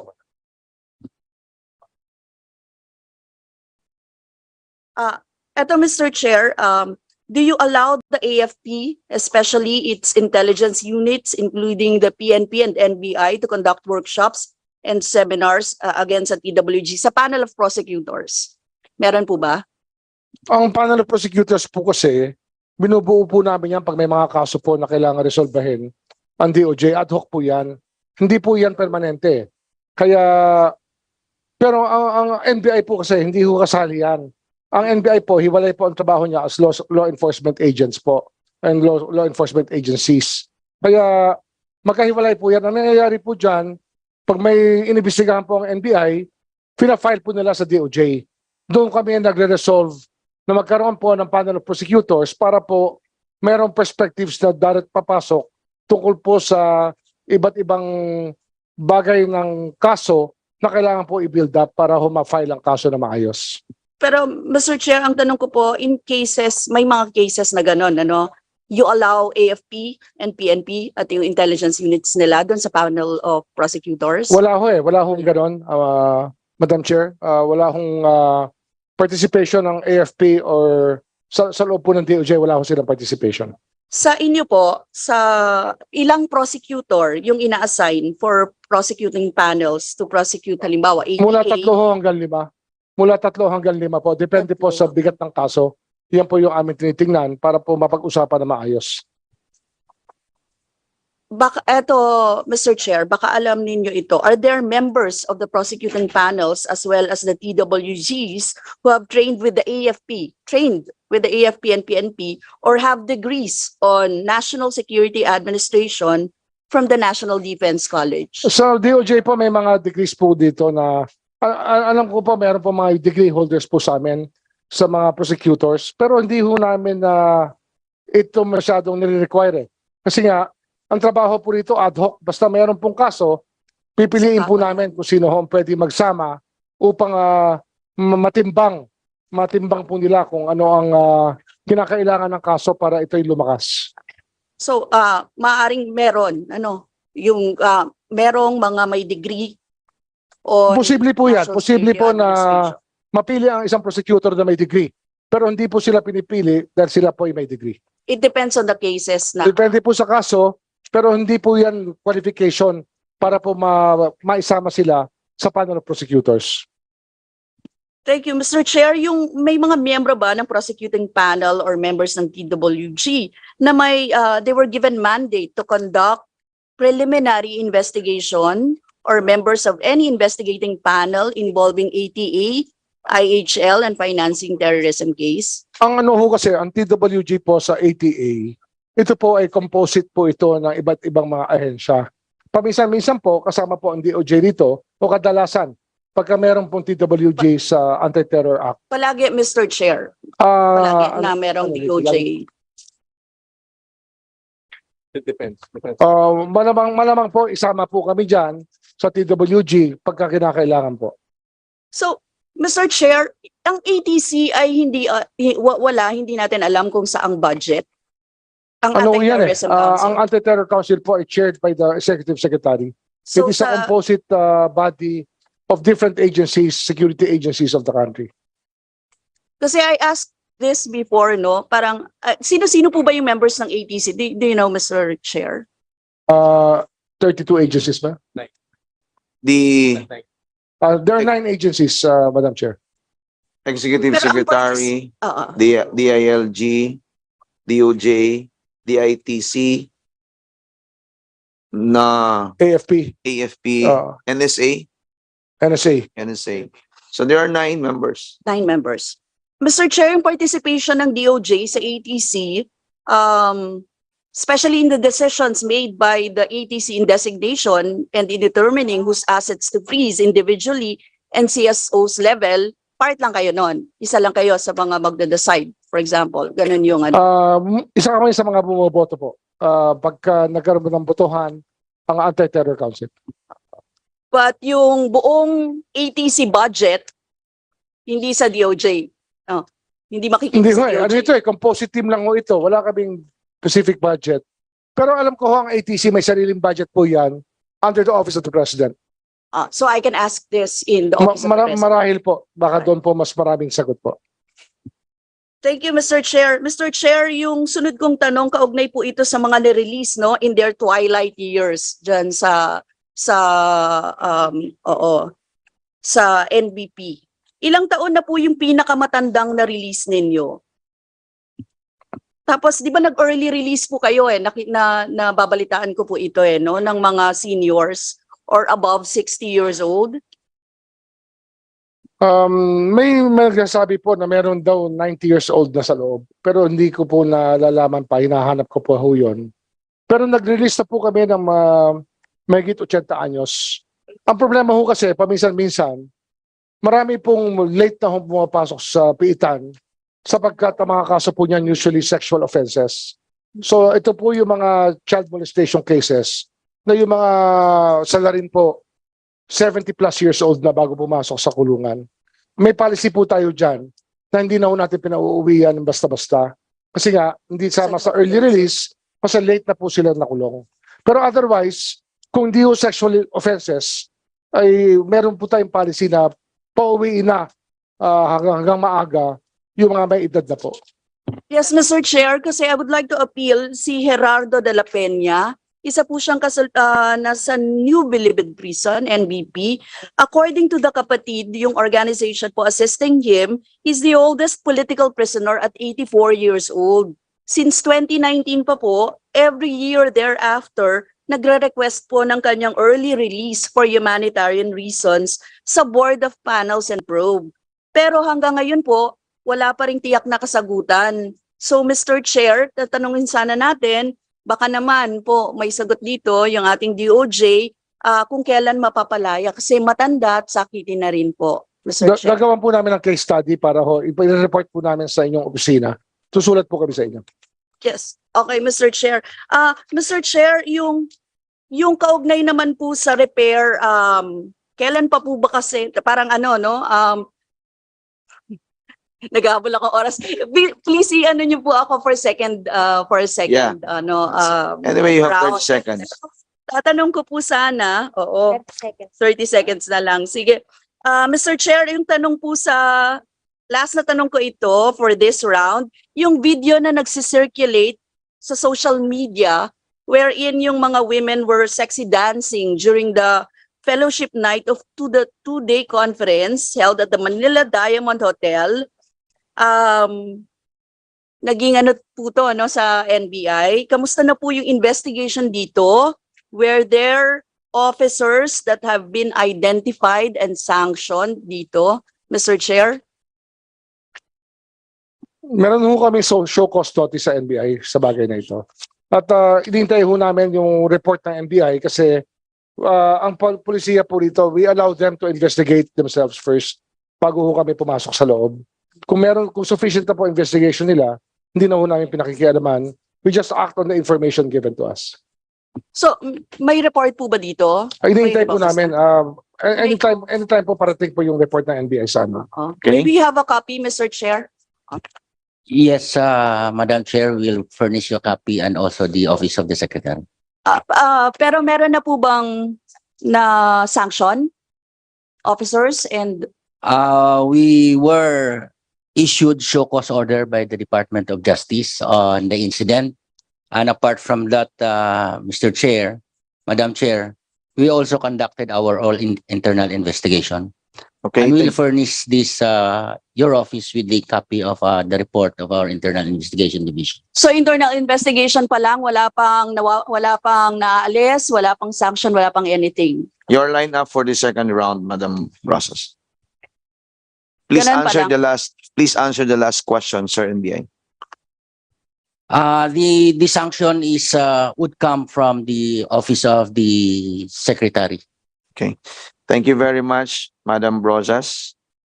Okay. Yes, we are ready to receive you for the second round. Next, for the majority, we have Representative Rufus Rodriguez. Wala. So, next, Representative Romeo Acop, please.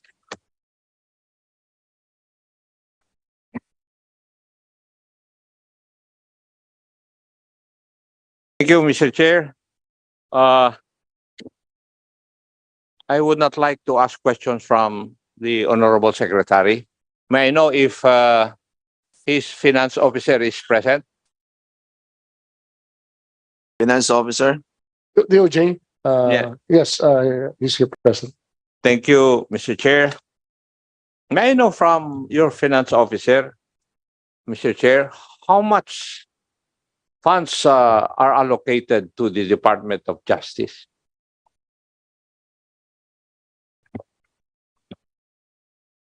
The proper. Mr. Chair, Your Honor, may I clarify if you are referring, Your Honor, to the DOJ proper or to the entire DOJ family, Your Honor? Thank you, Mr. Chair. I am asking for the total amount, which would include the regular budget, their off-budget accounts, their earmark revenues, and their tax and non-tax revenues.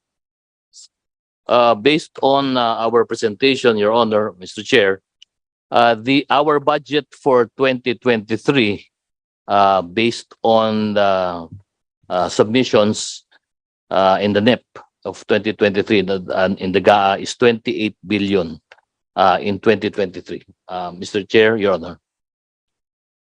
28.6 billion. Yes, 28.6 billion, Your Honor. Now, para eksakto, let's go to your 2022 budget. Yes. Kasi yung 2023, ini-execute pa lang natin ngayon eh. Yes, Your Honor. So, we would know the final numbers for the year 2022. Okay po ba yun? Yes, Your Honor. The actual budget in the GAA for 2022 is 28.567 billion pesos for the entire DOJ family, Your Honor.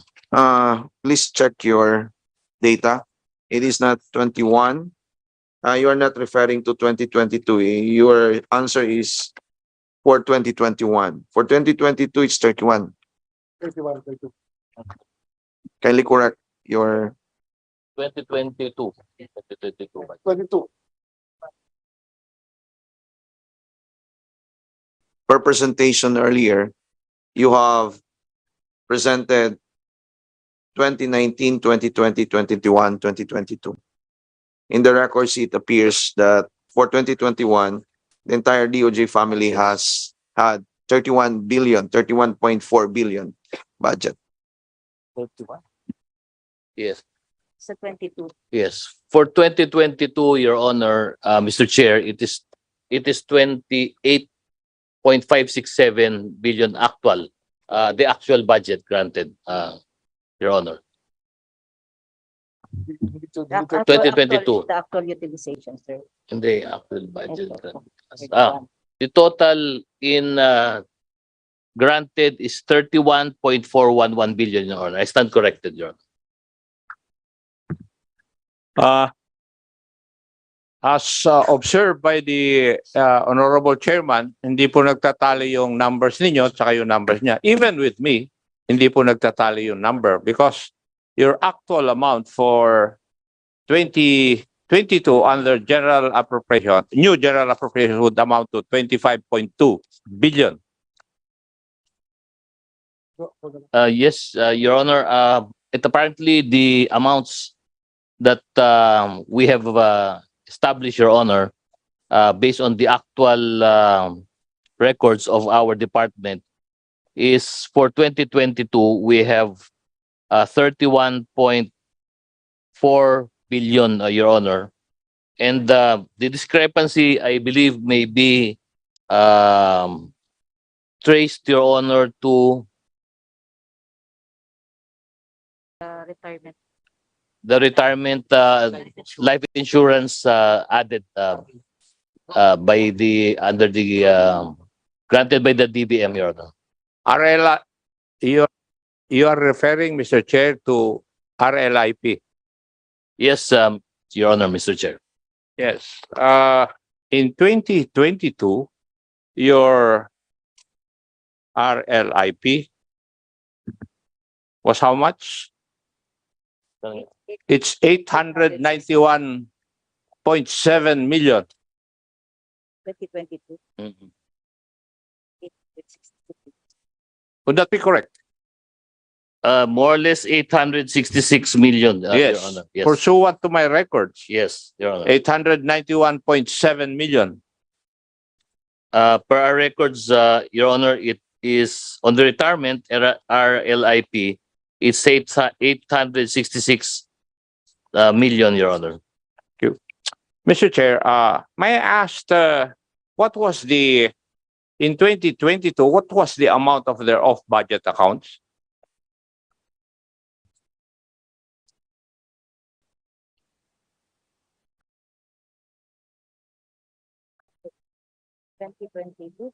Income is 15 billion. If you're referring, Your Honor, Mr. Chair, to the to our income, it is 15 billion 654. I'm just referring to your off-budget accounts. May we ask for a minute, Mr. Chair, to get the data, Mr. Chair, Your Honor. Mr. Chair, Yes, Honorable Ako. my request, and from the good secretary, that I meet with the finance officer of the Department of Justice so that time will not be expended. Napakarami pa pong nag-aantay ng kwan. After or anytime that he is free, Mr. Chairman, we will comply. Yusek Dulay will meet with Congressman Ako. Yusek Dulay, please. So, what is now your pleasure, Honorable Ako? Mr. Chair, it would depend on how we will reconcile our figures with the finance head of the Department of Justice. If not, then questions will be asked in the plenary, Mr. Chair. We will comply, Mr. Chair. Yusek Dulay and his team will meet with Congressman Ako. Thank you, Mr. Chair, Mr. Secretary. Thank you. Next in line is Representative Bonifacio Busita from Minority. Hey, sir. Go ahead. Yes, thank you po, Mr. Chair. Mr. Chair, ang tanong ko lamang po is, ito po sa insidente na may nakatakas na PDL and doon po sa other alleged sa illegal activities inside Bucor, maganda po na ma-address ito kung mayroon talaga silang enough number of CCTVs and body-worn cameras. Mr. Chair, ang tanong ko lang po, dito po ba sa budget na tinatalakay natin, kasama na po itong CCTV and body-worn cameras? We have 100 million for CCTV, Mr. Chairman. Ang request kasi. 100 million po para sa CCTV meron po. Yes, Mr. Chair. I think enough na po yun. Pero, Mr. Chair, how about body-worn cameras po? Wala po huya. Wala pa kong sinama sa budget kahit may request po. Actually, ang request po ng Bucor na budget is 36 billion. 32 billion. Ang binigay po ng DBM ay 7 billion lang po. Yes, Mr. Chair. Naitanong ko lamang po ito kasi napakahalaga po nito eh. Hindi lamang po ang mapoproteksyonin nito ay yung PDLs, but of course, pati po yung mga personnel ng Bucor. Kaya talaga napakahalaga po nito. Kung matutulungan po kami ng Kongresong maglagay po ng ganitong item, ay talaga pong tatanawin namin ng malaking utang na loob. Sapagkat kahit gusto ho namin magkaroon yan, ay hindi ho binibigay sa amin ng DBM. So, Mr. Chair, katulad po ng nabanggit po ni Honorable Secretary Remulla na talagang napakaganda po nito para sa kanila. At we think na talagang mas magiging effective po yung kanilang intention na magkaroon talaga ng yung bang makatotohanang public service. Kasi po talagang matagal ng issue ito eh. Marami pong nasasacrifice, hindi lang yung PDL, pati po yung mga personnel involved dito po sa Bucor ay mapipigilan po. So Mr. Chair, siguro po maganda maisama ito sa priority. Okay, so what is now your pleasure? Salamat po. Honorable Busita. Mr. Chair, siguro po may I manifest na may sama po sa priority ito ng budget ng Bucor, itong pasa sa body-worn cameras. Mr. Chair. The senior vice chair is within reach. So, sa darating na panahon, appropriate time, I think you and the leadership will discuss on that matter. Yes, Mr. Chair. Worried lang po ako kasi talagang mahalaga po ito. I'm not insisting dito po sa issue na to. At ipagtitiwala po natin ito kay Madam Honorable Congresswoman Kimbo na matulungan po sana tayo. Mr. Chair, so long as he proposes a source of funds. Maghanap ka po ng programang babawasan. Siguro po bawasan na lang yung hindi masyadong mahalaga. Not necessarily na sa DOJ siguro ano po. Kasi nakita natin yung pondo ng DOJ sakal na talaga eh. Siguro po yung ibang agencies with respect to our Committee on Appropriation, may consider po sana ito.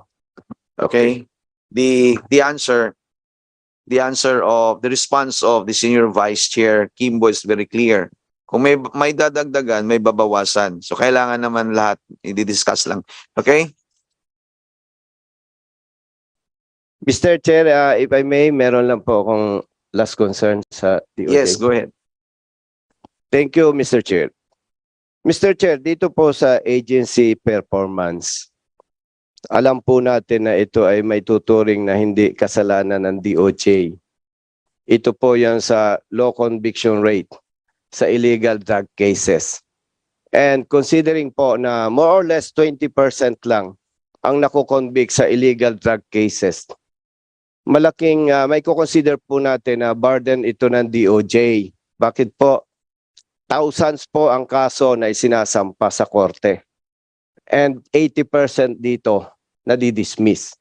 Na dapat sana po yung oras, yung trabaho ng mga prosecutors, ng mga judges, ay nakapokus na lang doon sa may mga quality ng mga kaso. So, ang concern po dito, Mr. Chair, pwede po bang malaman natin from the Honorable Secretary, ito po ay hindi nila kasalanan talaga. Ito po ay problema dito sa lower sa baba. Ano po kaya ang nakikita natin para ma-address ito? Dahil hindi lamang, parang pinapahirapan po natin yung mga prosecutors at saka yung mga judges na hindi naman dapat mangyari. Second, libo-libong Pilipino po yung nasasacrifice dito. Alam po natin na ang isang kaso, hindi naman ito nadidismiss after 1 month, 2 months, 3 months. Some of these cases, bago ma-dismiss, inaabot ng 1 year, 2 years. Alam po natin lahat na more or less 90% siguro dito, mga ordinaryong Pilipino na kahit bailable yung kaso, wala naman talagang pera, walang kakayahang kumuha ng abogado. So, in this issue, hindi lang Mr. Chair ang nasasacrifice yung individuals na biktima nitong maling trabaho. Nasasacrifice po dito yung buong pamilya nila. In other words, kung titingnan po natin yung percentage of conviction rate versus nadidismiss na mga kaso, kabaliktaran na po, parang hindi na public service. Parang tayo na po ang sumisira sa buhay at kinabukasan ng libo-libo nating mga kababayan. So, Mr. Chair, ano kaya po, by the way, nabasa ko po sa article, dahil si Honorable Secretary Remulla po ay matagal sa panunungkulan, especially sa Cavite, at ako po ay Caviteño. Kaya nakikita ko po yung sabi niya na dapat alisin na yung accomplishment mentality sa PNP. At may mga ibang bagay pa po siyang nabanggit doon na hindi ko na kailangan banggitin dito. Ano po, dahil masyadong haba pang issue. So, doon po sa parte ni Honorable Secretary Remulla, very clear po sa kanya na talagang may problema. So, ang gusto po nating madinig, dahil ito po ay 100% nakakaapekto sa agency performance, particular sa DOJ. Ano kaya po ang nakikita na para ma-address po itong issue na ito, Mr. Chair? Salamat po sa katanungan, Mr. Chair. Ang isa hong malaking epekto ho ito ng ang low conviction rate po ay talaga sa drug cases.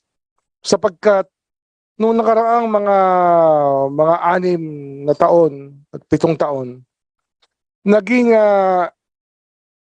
laganap po yung mga kaso na hindi kompleto ang pagka-file. Ito po yung tinatawag natin na, tama ho kayo, yung accomplishment, parang quota system po ng mga pulis, na para sila po ay kumukota sa mga station commander nila na mahuhuli at ikukulong na tao. Ito po yung isa sa pinakamalaking sakit ng ulo ngayon ng ating justice system. Kung 10,000 tao po meron nakakulong ngayon, na wala naman talaga ebidensya, ngunit magtatagal pa rin sa kulungan. Ito po ay talagang isang ginagawa namin ng paraan ngayon. Kaya kami po ay nagsasagawa ngayon ng case build-up training between the police and the prosecutor. At the same time, kinausap na po namin ng Chief PNP, mula po kay Chief Asurin hanggang kay Chief Acorda, na sana po mawala na itong quota-quota, itong quota system sa mga pulis. Kasi ano ho yan para hong nagpapakulong tayo ng tao dahil meron tayong gustong ilagay sa ating record na nagpakulong tayo ng tao. Pero kung ang conviction yan, baliwala na ho sa kanila. Ang mahalaga na pakulong nila. Yan po yung maling-maling kasama sa ating sistema ng hustisya. Kaya ngayon po malaking pagbabago na ho nangyayari.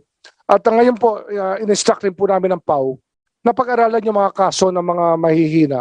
At subukan na po namin kausapin ang mga piskal sa pag-withdraw po ng kaso na mahihina. Kasi sayang po yung oras. At sayang po yung mga nakakulong. Ang dami ho tayong kababayan nakakulong ngayon na hindi dapat nakakulong. Ang tawag po natin dito yung template crimes.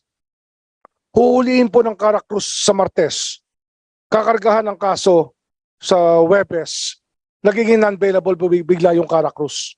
Sila po ay bigla na lang naging tulak ng droga. Yan po yung ating pinag-aaralan ngayon kung paano ho aalisin. Sana po matigil na po itong ganitong gawain.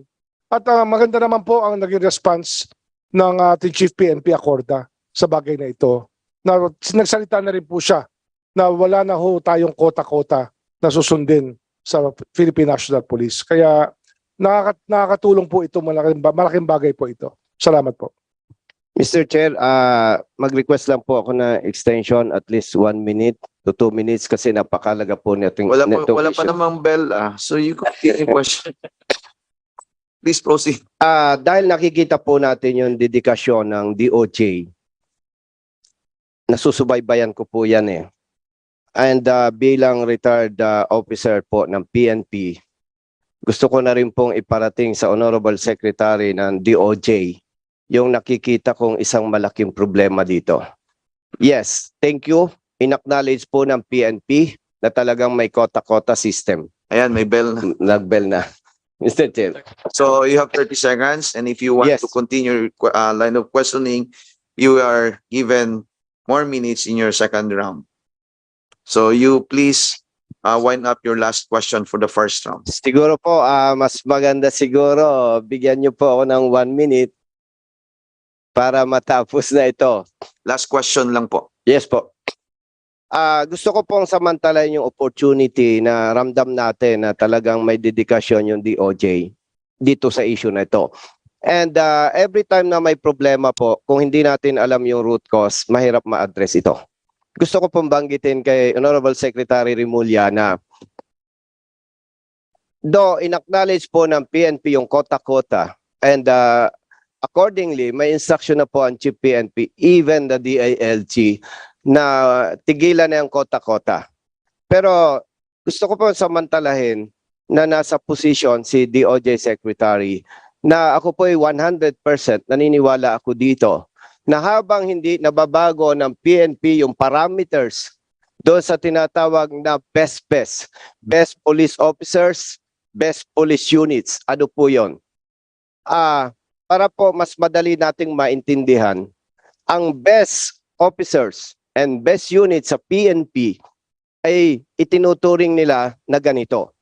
Kapag ikaw, for the 1-year period, ay malaking accomplishment mo sa illegal drugs, sa iba't ibang kaso, murder, rape, and everything, ang dami mong accomplishment, you will be considered as best unit. Pagka maliit ang accomplishment mo, hindi ka ma-consider as best unit. Kindly shoot your last question, please. Yes, sir. So, ang nangyayari po, pataasan ng accomplishments. Kaya po nangyayari ito na katulad po ng Tagaytay City, isa yan sa peaceful area. Hindi po magbe-best unit yan. Sino ang best unit? Yung madaming accomplishment, yung mataas yung crime rate. So, baliktad na po. Dapat sana, Honorable Secretary Remulla, sir, ang maging best units, yung peaceful yung area niya.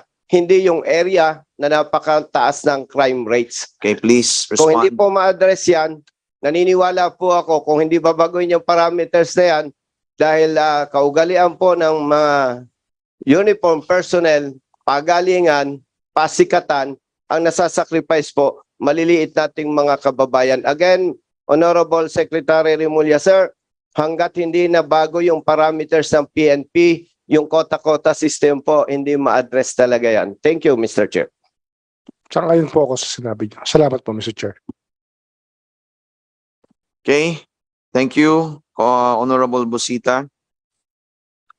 Next in line is Deputy Majority Leader Marilyn Promisias Agabas.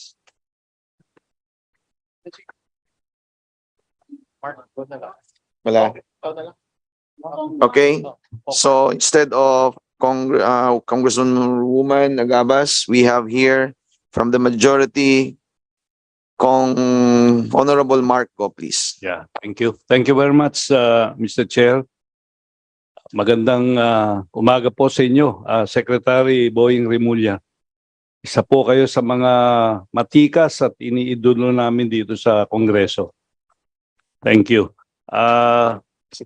Yung pong nabanggit kanina na kulang ng pondo ang Department of Justice, meron po akong isang suggestion na pwede nating pagkunan ng pondo for the Department of Justice. Right now, ang inyo pong approved plantilla positions is 26,923. Yun po yung total according to the report submitted to us. At you have unfilled positions of more than 4,000. If I look at the budget of the PS as presented earlier, ang total budget po ninyo sa PS for 2023 is 22 billion pesos. At if I calculate this and translate it to the number of employees you have, ang cost per person po nyo sa Department of Justice is 817,091 pesos per person. So if your unfilled positions will still be the same as in 2024. Ang total savings po ninyo sa position na ito is 3,601,738,000 pesos. So ang suggestion ko po, total nakalagay dito na you will not be able to fill this number in 2024. If you can just be allowed to utilize this for your capital outlay or sa MOOE so that you can be able to increase your budget for these two items or one of these items, Mr. Secretary. I would like to get your comment on this. Salamat po. Sa DOJ proper po kasi, dito mismo sa DOJ na main, ang aming po authorized positions is 2,762. Ang aming unfilled positions po ay 261 lang. Kaya ibig sabihin po yan, wala pa hong 10% ang aming unfilled positions sa DOJ proper. Sa ibang agency po, marahil meron pong ganyan na mga problema pa, dyan po siguro tayo titingin. Katulad po ng Bucor, ang NBI, tsaka yung iba pa hong mga agency po ng DOJ. Salamat po.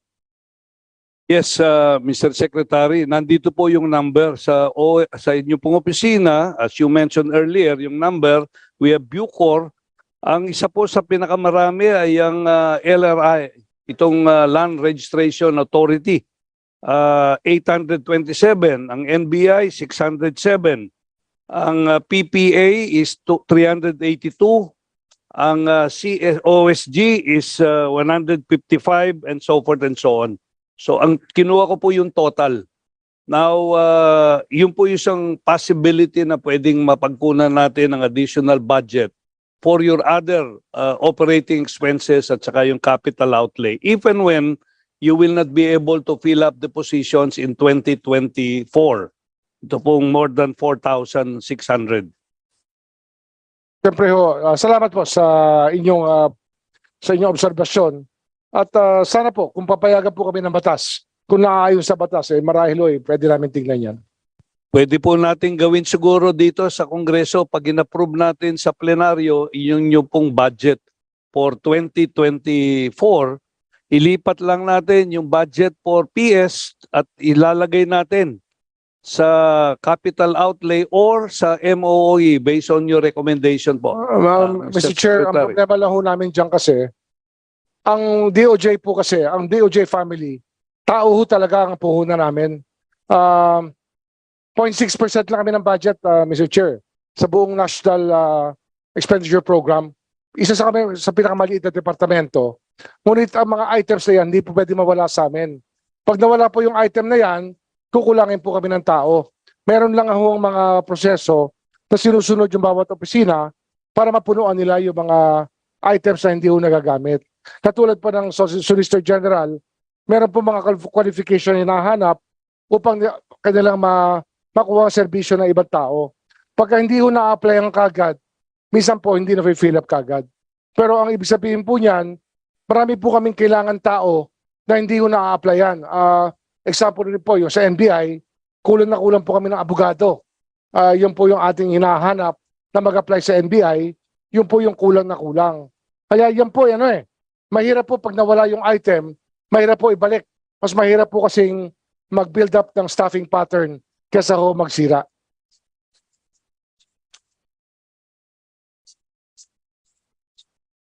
So, yung pong yung budget na yan ay pwede naman siguro kasi yung unfilled position na yan, dun sa taon na lang yan, hindi nyo nagagamit yung pondo. At yung pondong yan, naiiwan sa, ewan ko kung nasa inyo pa yung budget o nandun pa sa DBM. Kung may special provision ay bibigay sa amin, ay pwede ho sana. Kaya lang baka hindi ho tayo payagan ng DBM tsaka ng COA. Pagdating po dyan. Yun nga po, siguro pwedeng special provision lang for this particular year that you will not be able to hire these people that you need because of, for whatever reason, probably you should be allowed to use this budget for other Sige po, pag-aaralan po namin. Salamat po. That you need in We actually appreciate the suggestion, sir. Salamat po. Yung po yung suggestion ko kasi Talaga pong kahit na tumaas ang inyong budget, kulang pa rin ito based on what we heard kanina.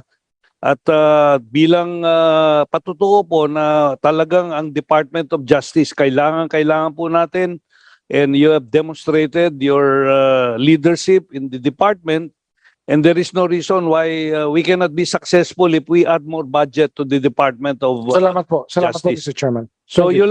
yun lang po manifestation ko, and at the appropriate time we will make the necessary manifestation and proposal to include this provision if it can be allowed by law, and at the same time yung pong suporta natin na mabigyan ng additional budget ang Department of Justice. Maraming po salamat at magandang Mr. Chairman. umaga. Thank you, Honorable Marco. Next in line for the minority, Representative Sergio Dago. Thank you, Mr. Chair. A pleasant morning to our former colleague, no, Secretary Buying. First of all, Mr. Chair, I would like to take this opportunity to thank Secretary Buying for upon assumption to office for issuing DOJ Opinion number 31 series of 2022. Ito po yung nagka-clarify ng preferential rights of electric cooperatives doon sa mga local taxation po, at marami pong salamat Mr. Secretary. Mr. Chair, Before you continue, I would like to recognize the Deputy Majority Leader, Deputy Speaker, Congressman Sidungap. Please go ahead. thank you, Mr. Chair. Itatanong ko lang po, Mr. Chair, kay Secretary Buying, kung tama po ba itong observation ko. Yung pong total appropriations natin from 2022, yung budget for DOJ ay tumaas naman po. From 2022, 29.7. 2023, 30.1 billion at ngayon 36.4 billion. Pero I have observed, Mr. Chair, na yung support for operation for the purchase of goods and services for internal use by the agency ay pababa po siya ng pababa. Sa ngayon, parang 1% na lang po siya of the total budget, which is 330.8 million. So, tama po ba yung observation ko, Mr. Chair? Tumpak po yan. Tama po yun. So, nandito po yung issue ko, Mr. Chair. Kasi as representatives of the electric cooperative, mayroon po tayong mga, with all due respect to Secretary Buying, I have high regards with him when we are in the 18th Congress now as colleague. So gusto ko lang pong iparating kasi medyo nag-accumulate na po. Mayroon po tayong mga unsettled electric bills sa different agencies under the DOJ. Kaya tinitingnan ko po yung pababa na doon sa utilities, doon sa services. Marami po tayong mga dyan sa NBI, sa Board of Corrections, dito sa pardons and parole, doon sa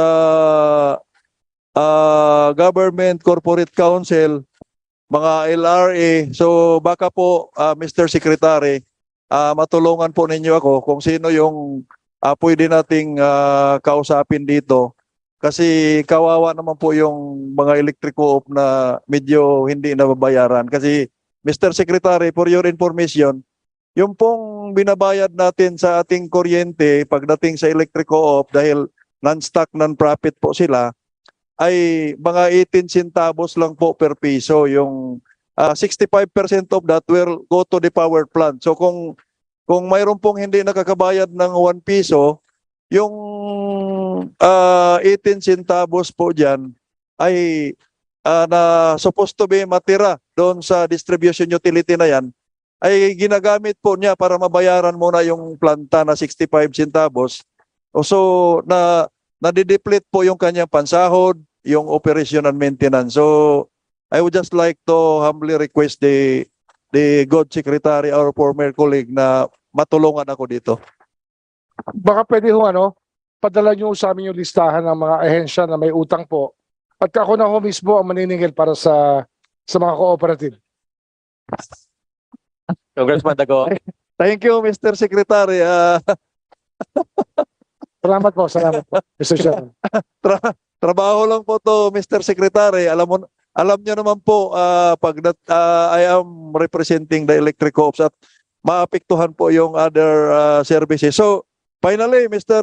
Chair, I would like to manifest my unequivocal support to the budget of the Department of Justice and its attached agency, especially to the agency of my good friend, our former COA sa minority, si Commissioner Norman Tansinko. Yun lang po. Thank you, Mr. Chair. Thank you, Congressman Serge Dago. Now we proceed to the majority. The chair recognizes Vice Chairperson Christopher Toff de Venecia. Congressman Toff is not around. Next to interpolate, Congressman Alan T. Sir, you have 5 minutes.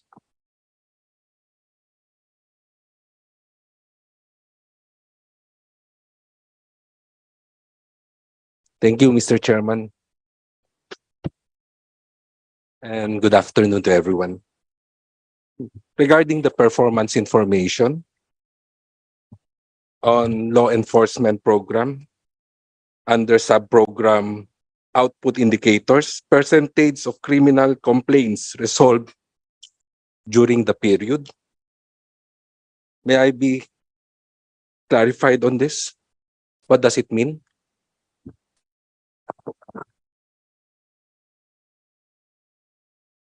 Yusek Dulay, you're recognized. May I ask which program exactly, Your Honor, Mr. Chair? Under law enforcement program, Yes.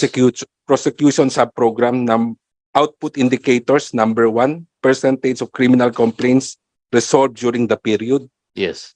And can you please define what does it mean? Percentage of criminal complaints resolved during the period. Yes, Mr. Chair, Your Honor, this refers to the first level complaints at the investigation prosecution level, which means this will be referring to those filed in our city prosecution offices or provincial prosecution as an initiatory complaint, Your Honor, Mr. Chair. So these are initiatory complaints. It does not include the petition for review pending before the Office of the Secretary. Mr. Chair, Your Honor, it does not, because the definition of the indicators only refer to the complaints itself. So the petition for review is not covered by the definition given in the GAA as a criminal complaint, Your Honor. Thank you. How about the percentage of cases pending within 120 days? What does it mean? The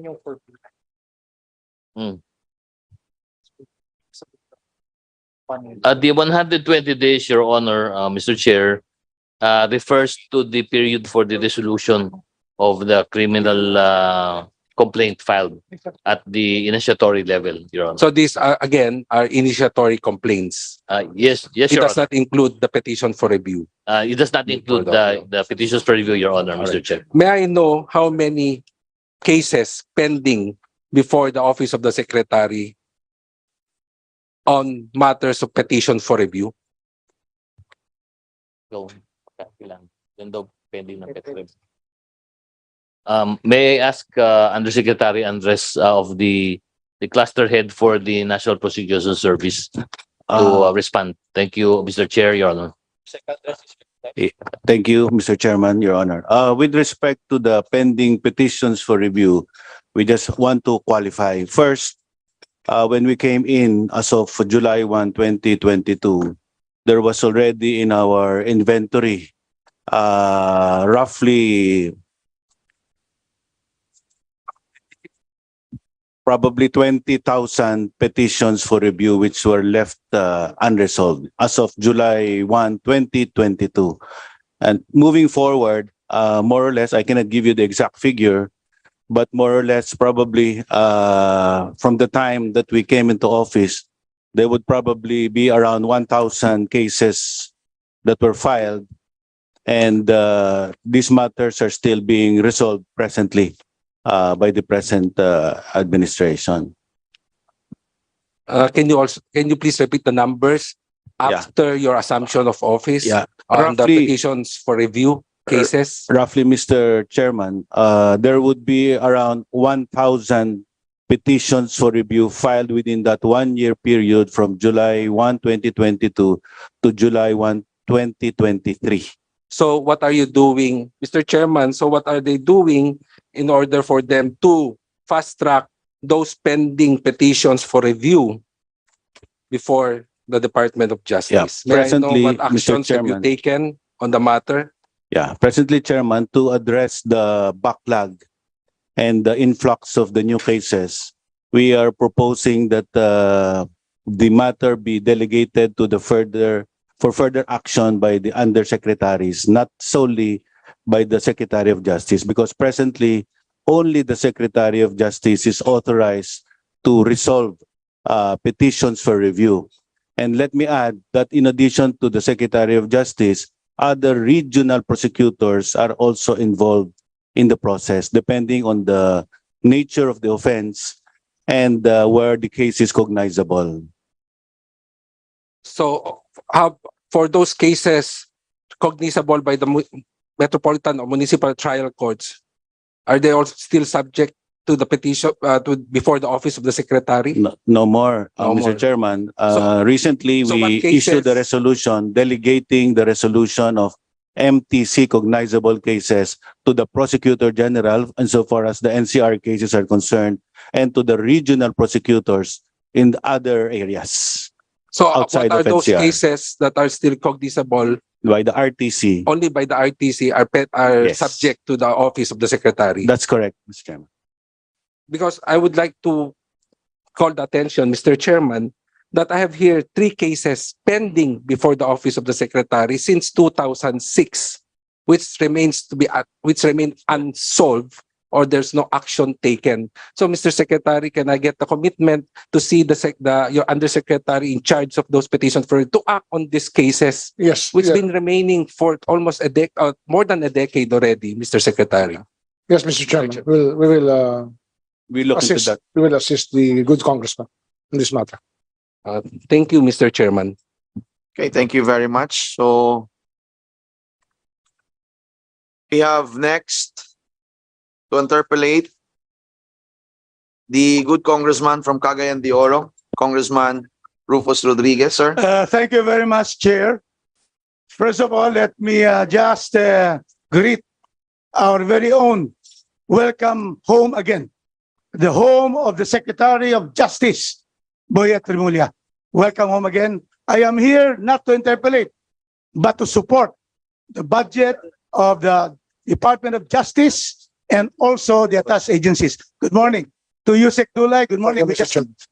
And from there, I'd like to welcome our Commissioner of the Bureau of Immigration, my home.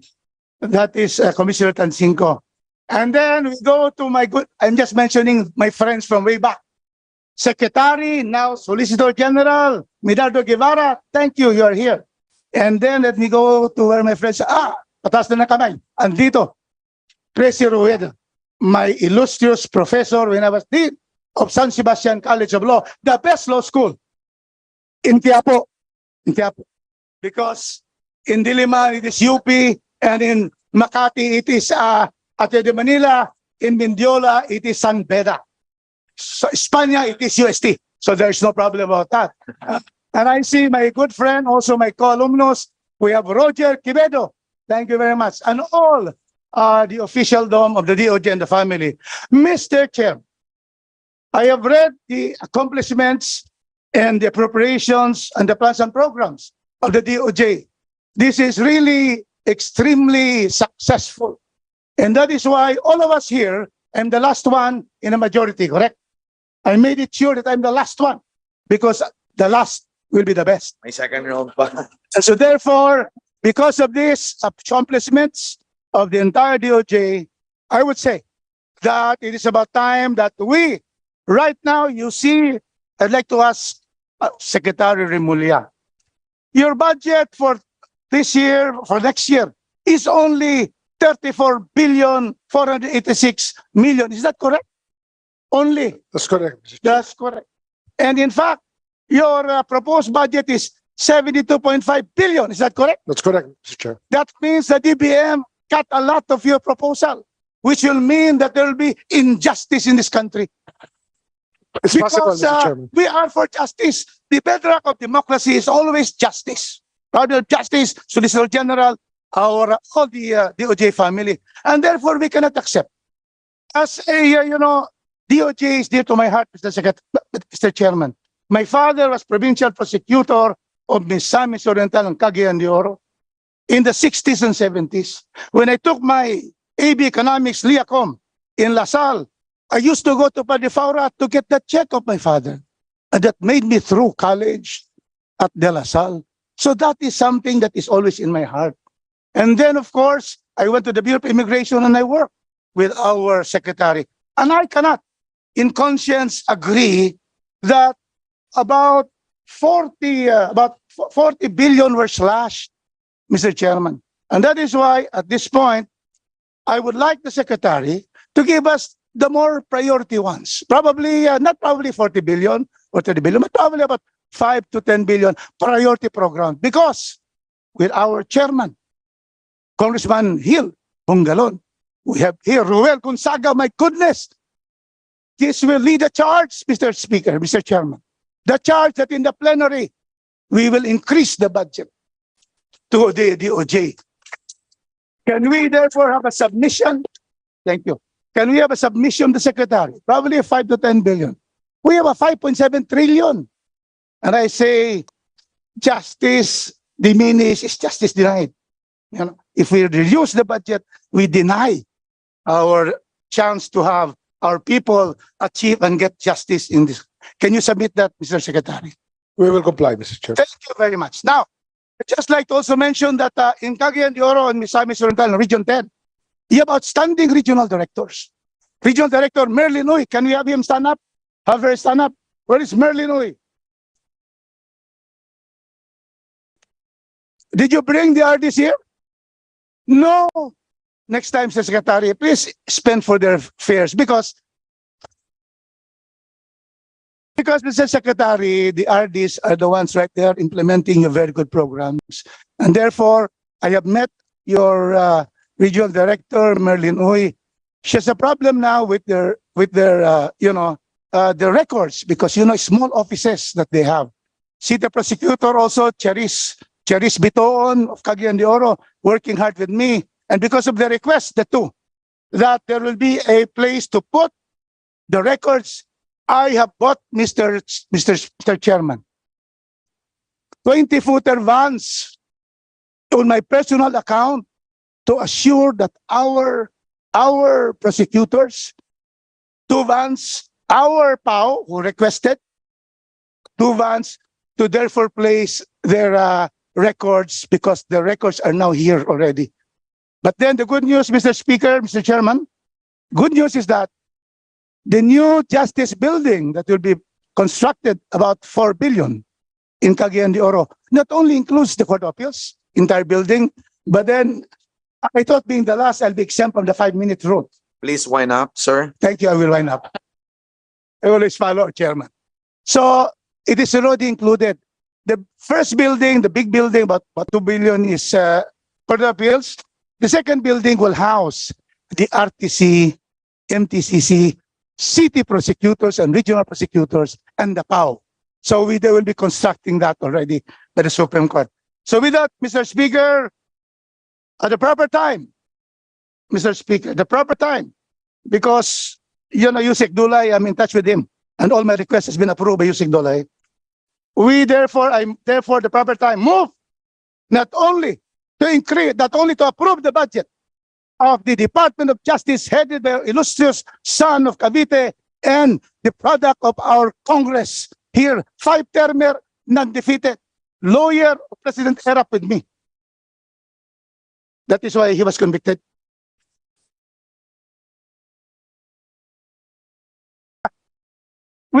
He was the main lawyer, I was the advisor, President Erap, but he was convicted. But, Mr. Chairman, he was pardoned. You see? So, he has been restored to all his political and civil rights. That's because of Secretary Boying and me assisting him. He was the main counsel of the President. And so with that, Mr. Chairman, I move therefore not only to approve the budget of DOJ, but to increase the budget of the Department of Justice to at least 5 to 10 billion. Mr. Chairman, I therefore close my case. Thank you very much, Mr. Chairman. Yan, di ba? Okay ba?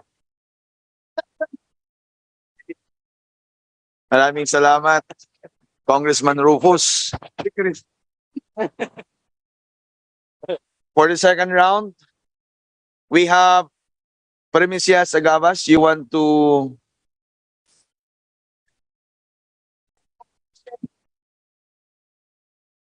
Okay. We have Representative Jaime Presnedi. Meron daw pala sa likod. Meron pa. Ay, sorry. Mo muna. Wala. Tawagin na lang. Tawagin na lang. Yes, thank you, Mr. Chair. Good afternoon. And good afternoon po, Mr. Secretary and the DOJ family. I am particularly interested in this Bureau of Corrections Development and Modernization Plan for 2023-2028. May we know, Mr. Chair, if this modernization plan was already approved by our President? The plan itself, the specific plan has been presented to the President, but there's no approval as of yet. Was there consultations with the local government of Muntinlupa? Because it is, I think, it is a requirement that in any development of the national government, the consultations needs to be done with the local government unit. Not yet, Mr. Chairman, but that will happen because even the DOJ has not really approved or signed off on the said plan. It's only a proposal, Mr. Chairman. Thank you, Mr. Chair. I also would like to remind the Bureau of Corrections about the 5 sites which was declared as historical sites by the city government, and it was recognized by the National Historical Commission, so that in this development plan that you would like to do in this area, these historical sites should be considered, Mr. Chair. We will comply, Mr. Chair. I read this plan and I noticed that for 2028, there will be no PDL anymore in Muntinlupa. That is really, that's one of the principles that I agreed with Director General Katapang, because we want to close down, if possible, Muntinlupa already, because it is the largest mega prison in the world, and we do not deserve that kind of reputation, as mega prisons are frowned upon already by the whole universal corrections community. May we know what kind of development you envision in this area? Mr. Chairman, there's an agreement that a lot of it shall go to a government center, Mr. Chairman, based on the principle that it is very hard for government to acquire such good real estate. And the moment that we sell it, we cannot buy it back anymore. And that is already the root of the problem right now, is that we seem to be squatting on the own land that where our offices are located. That's why we believe that a government center is the most important thing that we can do with that real estate, Mr. Chairman. And the other developments will just be complementary to the concept of having a government center in Muntinlupa, Mr. Chairman. Mr. Chair, I would like to request that a copy of this plan be copy furnished the local government unit and also We will comply, Mr. Chairman. this committee, Mr. Chair. We will comply, Mr. Chairman. Thank you, Mr. Chair. That will be all, Mr. Chair. Okay, thank you very much, Representative Presnedi. Next is Representative Romeo Momo.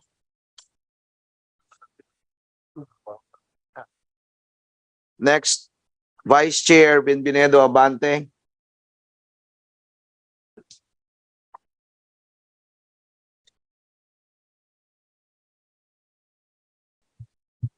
Wala. Okay. Next, we have Deputy Majority Leader Jose Teves. Okay.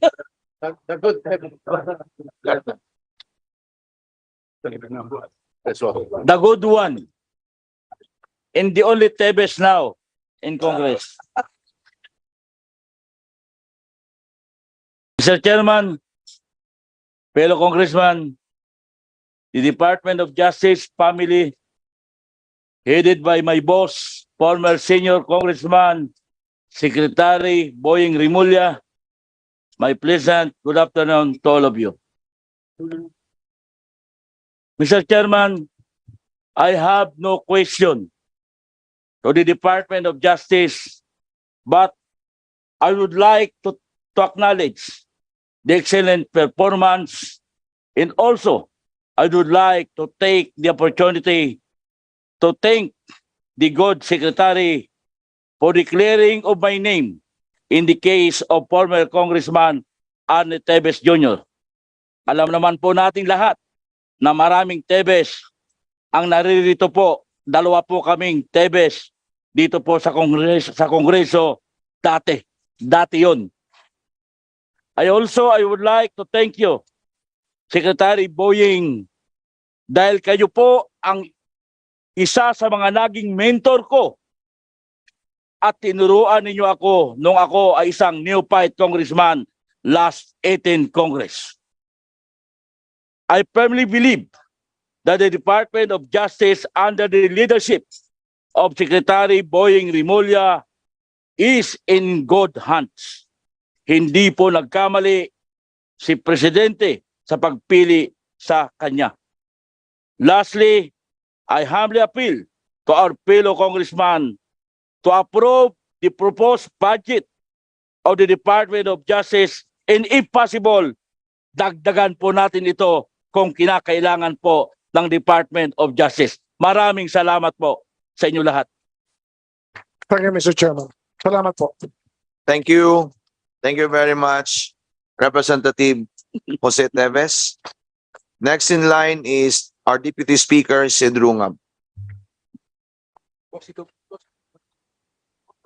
Thank you, Mr. Vice Chair.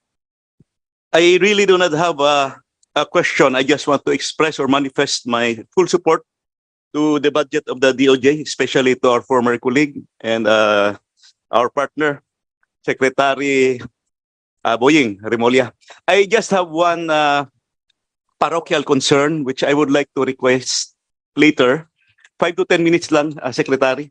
Secretary Rimulya and NBI Director, sir. Director Lemos. After the hearing or during the break. That's all. I again would like to give my full support to this budget of the DOJ. Thank you, sir. Thank you, Mr. Chair. Thank you, Deputy Speaker Isidro Ngap. Next in line is Representative Ann Matibag. Hello, good afternoon to the DOJ family, especially to Secretary Rimulya. I would like to just manifest my support considering that my father has served in DOJ as city prosecutor of Parañaque City. So I would also like to concur the increase of budget, especially that I have my parochial concern in San Pedro, Laguna. I hope you could visit the office of our dear prosecutors there, and I would like to help them to increase also their to improve their premises and their office here in the halls of justice. So that's just it, Secretary, and congratulations. Thank you, Mr. Chairman. Thank you. Thank you very much, Representative Ann Matibag. Next, we have Vice Chair Joseph Biolago. Thank you very much, Mr. Chair. Good afternoon to my colleagues, and of course, good afternoon to the whole family of Department of Justice, headed by my mentor during my neophyte days in the 14th Congress, Secretary Boying Rimulya. Siguro po, I'll directly address my question to NBI. Alright. Who's a representative of NBI? Just a quick question, no? Regarding issuance of clearances, no. I noticed there are some complaints by my constituent na even though dismissed daw po yung case nila, how come nag-a-appeal pa rin sa NBI and yet na hold yung kanilang pagbibigay ng clearance and then parang they have to come back for 3 or 5 days, Mr. Chair. Yes, sir. The system now in the NBI on the issuance of clearance is such that if you would secure an NBI clearance and a record would appear, then you will be called to the quality control to explain the criminal record. After that, the record would no longer appear in your clearance. If you would renew the clearance would show no derogatory record. But if you will reapply as a new clearance applicant, the old record would appear, sir. So hindi na sir kailangan yung new application, kunya renewal na lang. Kasi yung unang interview mawawala na yung record. Opo. So you're saying po na kaya nangyari yon, first time ho siya nag-apply ng NBI clearance, that's why nag-appear pa. Pero once na nabigyan na siya ng clearance, the next time na kumuha uli siya, wala na po yon. Am I correct, Mr. Chair? Yes, sir. If it will be a renewal, hindi yung panibagong application. Dala-dala na lang niya yung dati, re-renew na lang po yun. Okay, thank you very much, Mr. Chair. Thank you, sir. Nabanggit ni Mr. Secretary kanina na there's really yung plan po na isara na yung Muntinlupa Bilibid Prison. May I just know from the Secretary or anyone from the National Bilibid Prison, ano talaga yung magiging direction nung pagsasara ng Muntinlupa? Because if I'm not mistaken, during the 17 and 18 Congress, Nueva Ecija is one of the considered place na paglilipatan. So, ang alam ko rin, marami nag-oppose po doon. So, I just want to know the status because kababalik ko lang po this Congress. It's my wife yung nasa 17 and 18 Congress, Mr. Chair.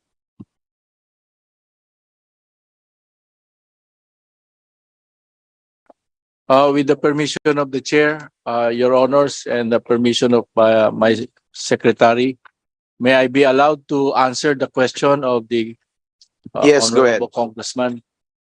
Sir, ang plano po sa Bucor, New Bilibid Prison is really to close it down in as much as it's already a threat to the neighborhood. Kasi po napaikutan na po kami ng mga malalaking subdivision at mayayaman po itong mga ito, Ayala Alabang, Ayala West, Portipino, and then Pilinbes. Opo. So it's really a dangerous already for us to be staying there. Ang may batas po kasi dalawa, RA 10575, it approve po ng 2013, kailangan po lahat ng region meron tayong kulungan.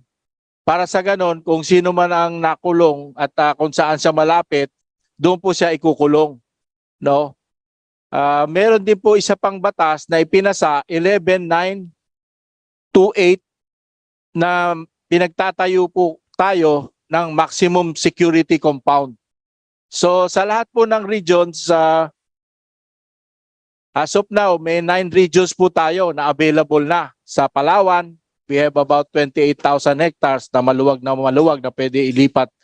Halos lahat nga po pwede ilipat yung mga PDL dito sa Muntinlupa. Pero because of regionalization, meron din tayo sa Davao, meron din tayo sa Mindoro, meron tayo sa Leyte, at meron din po tayo sa Zamboanga. But because of that law, kailangan po Region 1, wala po tayo niyan, Region 2, Region 3. Kaya po yung plano na magkaroon po sa Region 3, kasama po yan sa batas. Pero doon sa RA 11928 na kailangan na maximum sa Luzon, Visayas, Mindanao at the minimum, ang target po natin yung sa Port Magsaysay, and then of course sa Visayas po, sa Capiz, sa Hamindan Capiz, and then of course sa Mindanao, sa Camp Kibaritan, sa Bukidnon po. No? Ito po mga lupa ng military, nakalagay po yan na pwede rin po kaming maglagay doon in as much as we can also be helpful sa kanila sa pagpapoprotect ng mga squatter o yung mga PDL pwede magamit na paggawa ng boundary ng mga lupa nila para hindi po maiskwatan. Yun po ang plano, Mr. Chair, Your Honors. May I ask, Mr. Chair, yung mga identified na region na meron na, mostly ba yung mga government properties are isolated or baka malapit din naman sa mga tinatawag natin na urban cities ng mga region na yun? Doon po, Mr. Chair, Your Honor, sa Iwahig, sa Palawan, talaga pong malapit lang po kasi Palawan City pa rin po yung Iwahig, Inagawan at saka Monticello Municipality. Napakalaki pong lugar niyan at malapit na po talaga sa city. In due time, so socialized, magiging commercial area na rin po yan. But in the meantime, na wala pa pong development gaano doon sa lugar, we are making use of that. And then yung pong plano kasi namin, Mr. Chair, Your Honor, is how to make the Bucor relevant and sustainable.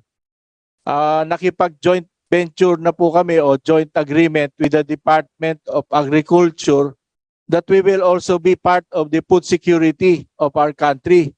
Kaya po yung mga tinatarget namin, yung mga nakatiwangwang na lupa and more often than not, ito po yung mga military camps na available sa Luzon, Visayas, Mindanao, Mr. Chair, Your Honor. Siguro magiging medyo parochial na lang ako, no? Kasi if I'm not mistaken, the late Senator Angara opposed the proposal of the government na ilagay sa Nueva Ecija. Kasi kumbaga parang malapit na rin sa urban cities. Tapos during the time of President Duterte, ginawa pang rehabilitation yung area ng for drugs for yung mga rehabilitation ng mga drug addict, ano? And then parang ngayon dadalhin pa ngayon sa Nueva Ecija yung no? So parang hindi ko alam kung nagiging tapunan ba kami sa Nueva Ecija or what, because sa Senate pa noon meron ng opposition. I don't know kung nako-consider pa rin ng national government yung opposition in the 16, 17, and 18 Congress, Mr. Chair. Mr. Chair, your chairman, we will consider the statement of the Honorable Congressman and maybe we will make an arrangement that this prison and penal farms, because ang nangyari po kasi nakalimutan natin yung Bucor, ang tawag sa kanya prison and penal farm. We also need the farms so that our PDL will become productive. We are spending 120,000 per year per PDL. At wala po silang utility. Nasasayang po ang oras nila. So, of course, we will look for other places, Mr. Chair, Your Honor. Thank you very much, Mr. Chair. Siguro reiterate ko yung sinabi ni late Senator Angara na to look for islands na i-consider rather than sa malalapit na urban areas. That's all, Mr. Chair. Thank you very much. Good afternoon. Thank you very much, Representative Yulago.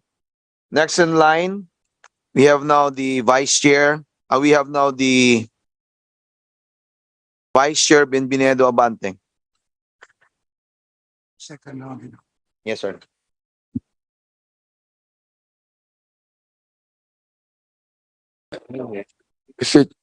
Hindi ba, Mr. Chair, hindi ba minority muna after this? Wala na po. Wala na. Wala na?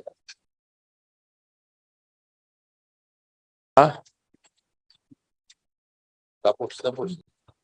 Second round. Who is the next after me? I'd like to study first my questions, Mr. Wala. Chair.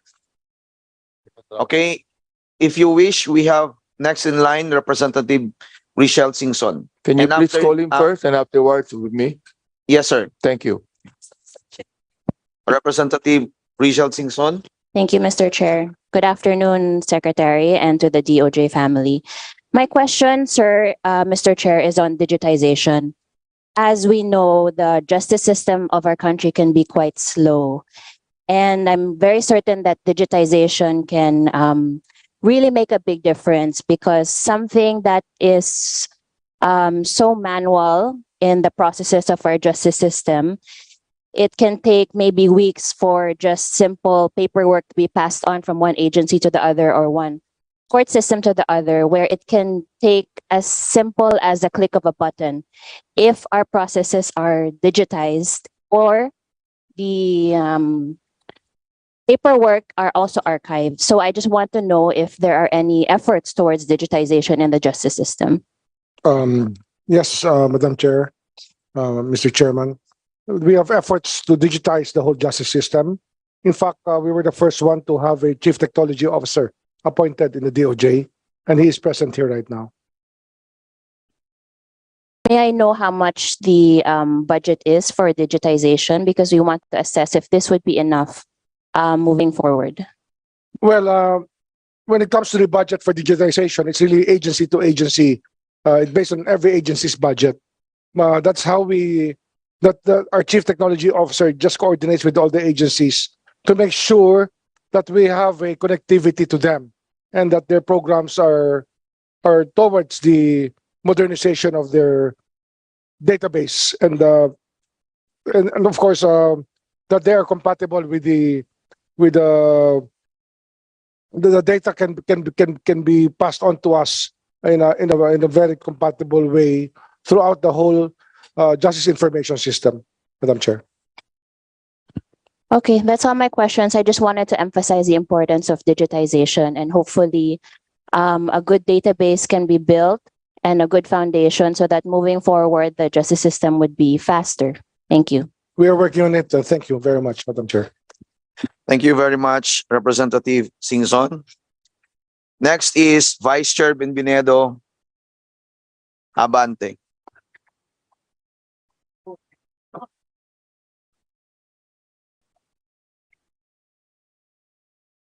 Let us proceed to the second rounders, but please be reminded there is a new rule there, 3-minute rule instead of 5-minute rule. May person ba? Busy pa. Okay. Si ano na siya, si kompleto mo. Okay. Before we proceed to the second round, let us accommodate first rounder. We have Representative Salvador Prieto.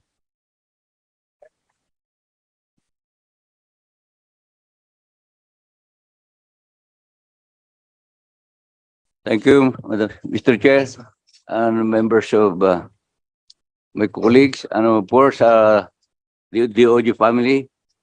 I would just like to give my full support to the Department of Justice, not just because of the Secretary is also a distinguished member of this House, but because of the exceptional performance of the department. Thank you, Mr. Chair.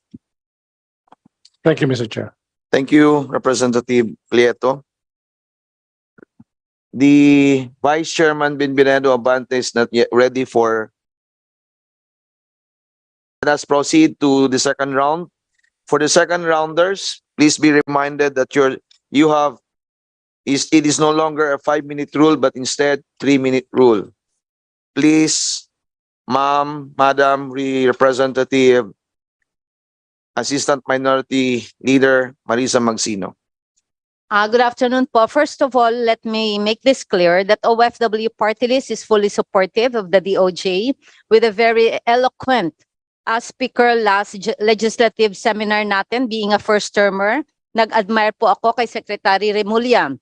Now, I would like also to commend Chief Persida Acosta of the Public Attorney's Office for a well-done job. Congratulations. Nandami na pong OFWs na natulungan ninyo to the best of your ability ng ating mga lawyers. I would like to make a commendation. Di po kami magkalaban ni Commissioner Tansinko. Mahal ko po yan. Masyado lang po mabait. Kaya kinakailangan medyo tirahin natin ng konti ang nasa ilalim po sa atin. Now, ang akin pong concern is tungkol po sa Section 14 Republic Act 10865 kung saan ang NBI Reorganization and Modernization Act po provides na within 60 days kinakailangan pong effectivity ng act na ito. The DFA and the NBI shall promulgate the implementing rules and regulations on the assignment and deployment of NBI personnel to select consular posts abroad who subject to the pertinent provisions of Republic Act number 7157 or the Philippine Foreign Service Act of 1991 shall perform designated duties except diplomatic and consular function. May we know ano na po bang status nito kasi na-promulgate po ito, wala pa pong IRR on the provision ng RA 10867 considering po na ang law na ito was effective July 2016, meaning masyado na po itong long delayed. And I already have raised the same concern sa DFA. Ang sabi po nila, magko-coordinate daw po sila sa NBI and meron na po bang update tungkol dito kasi we should have a timetable to comply with the statutory mandate. Kasi po, this is very important sa ating mga OFWs, especially sa investigative powers po nila na pag sila po ay nasa abroad, hirap na hirap po silang idepensa ang kanilang sarili, lalo na hindi maintindihan ng host country kung ano pong lengguwahe meron tayo. Ano na po bang status nito? Mr. Chair.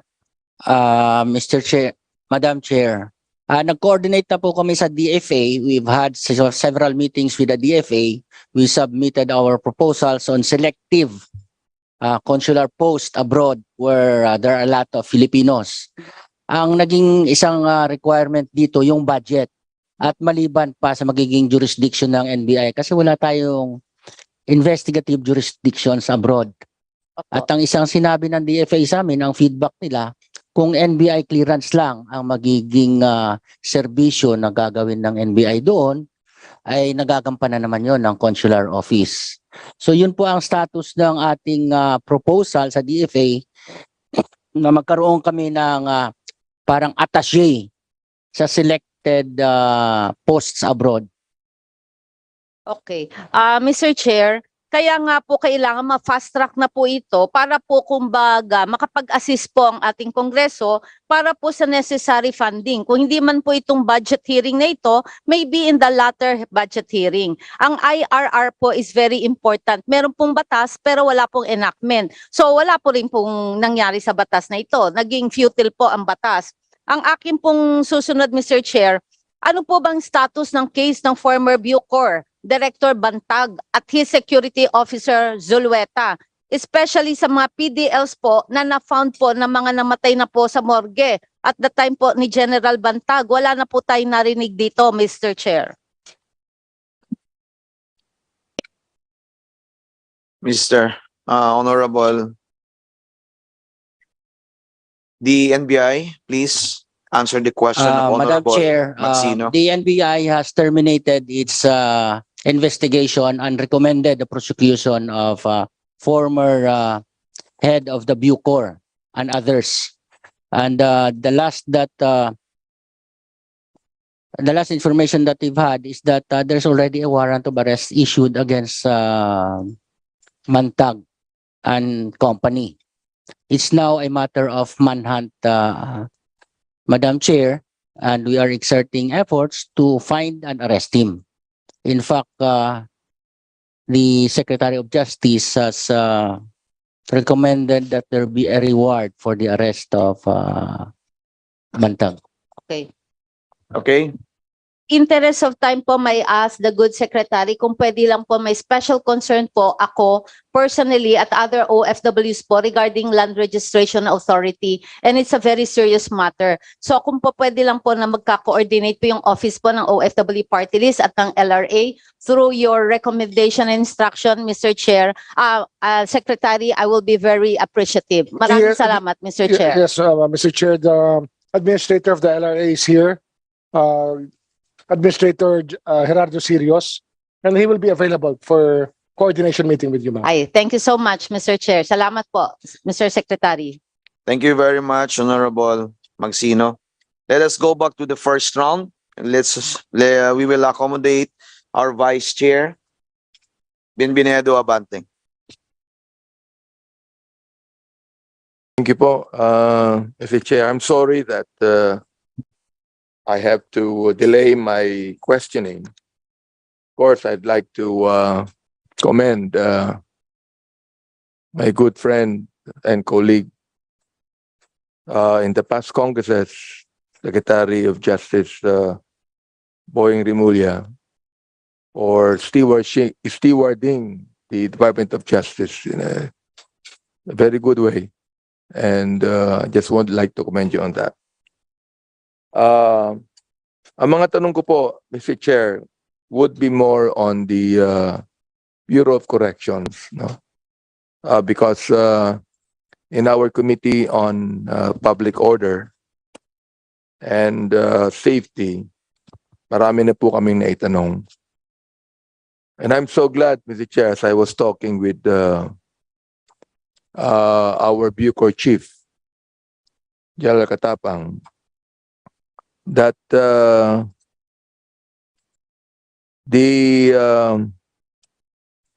Dragon Lady of Bucor has already resigned. That I would like to commend General Katapang on that. And I am now calling her a Dragon Lady. I hope that she will not come back anymore, because previously she has resigned and was able to come back. You know, well, I would like to ask our chief of the Bucor if there's no way for her to be able to come back to Bucor again, Mr. Chair. Please, Bucor. Mr. Chair, Your Honor, he has filed her irrevocable resignation. In as much as this is a black and white letter, if she applies again, I will turn down his or her application, Mr. Chair, Your Honor. Mr. Chair, would Bucor continue to investigate on the Dragon Lady so that proper charges can be filed, if ever, Mr. Chair? Mr. Chair, Your Honor, the investigation is ongoing in as much as we are submitting to you periodic reports every week of what is happening in Bucor, Mr. Chair, Your Honor. Mr. Chair, hindi ko na po itatanong pa yung ibang tanong ko because I was just talking to him, and the only thing that I asked from him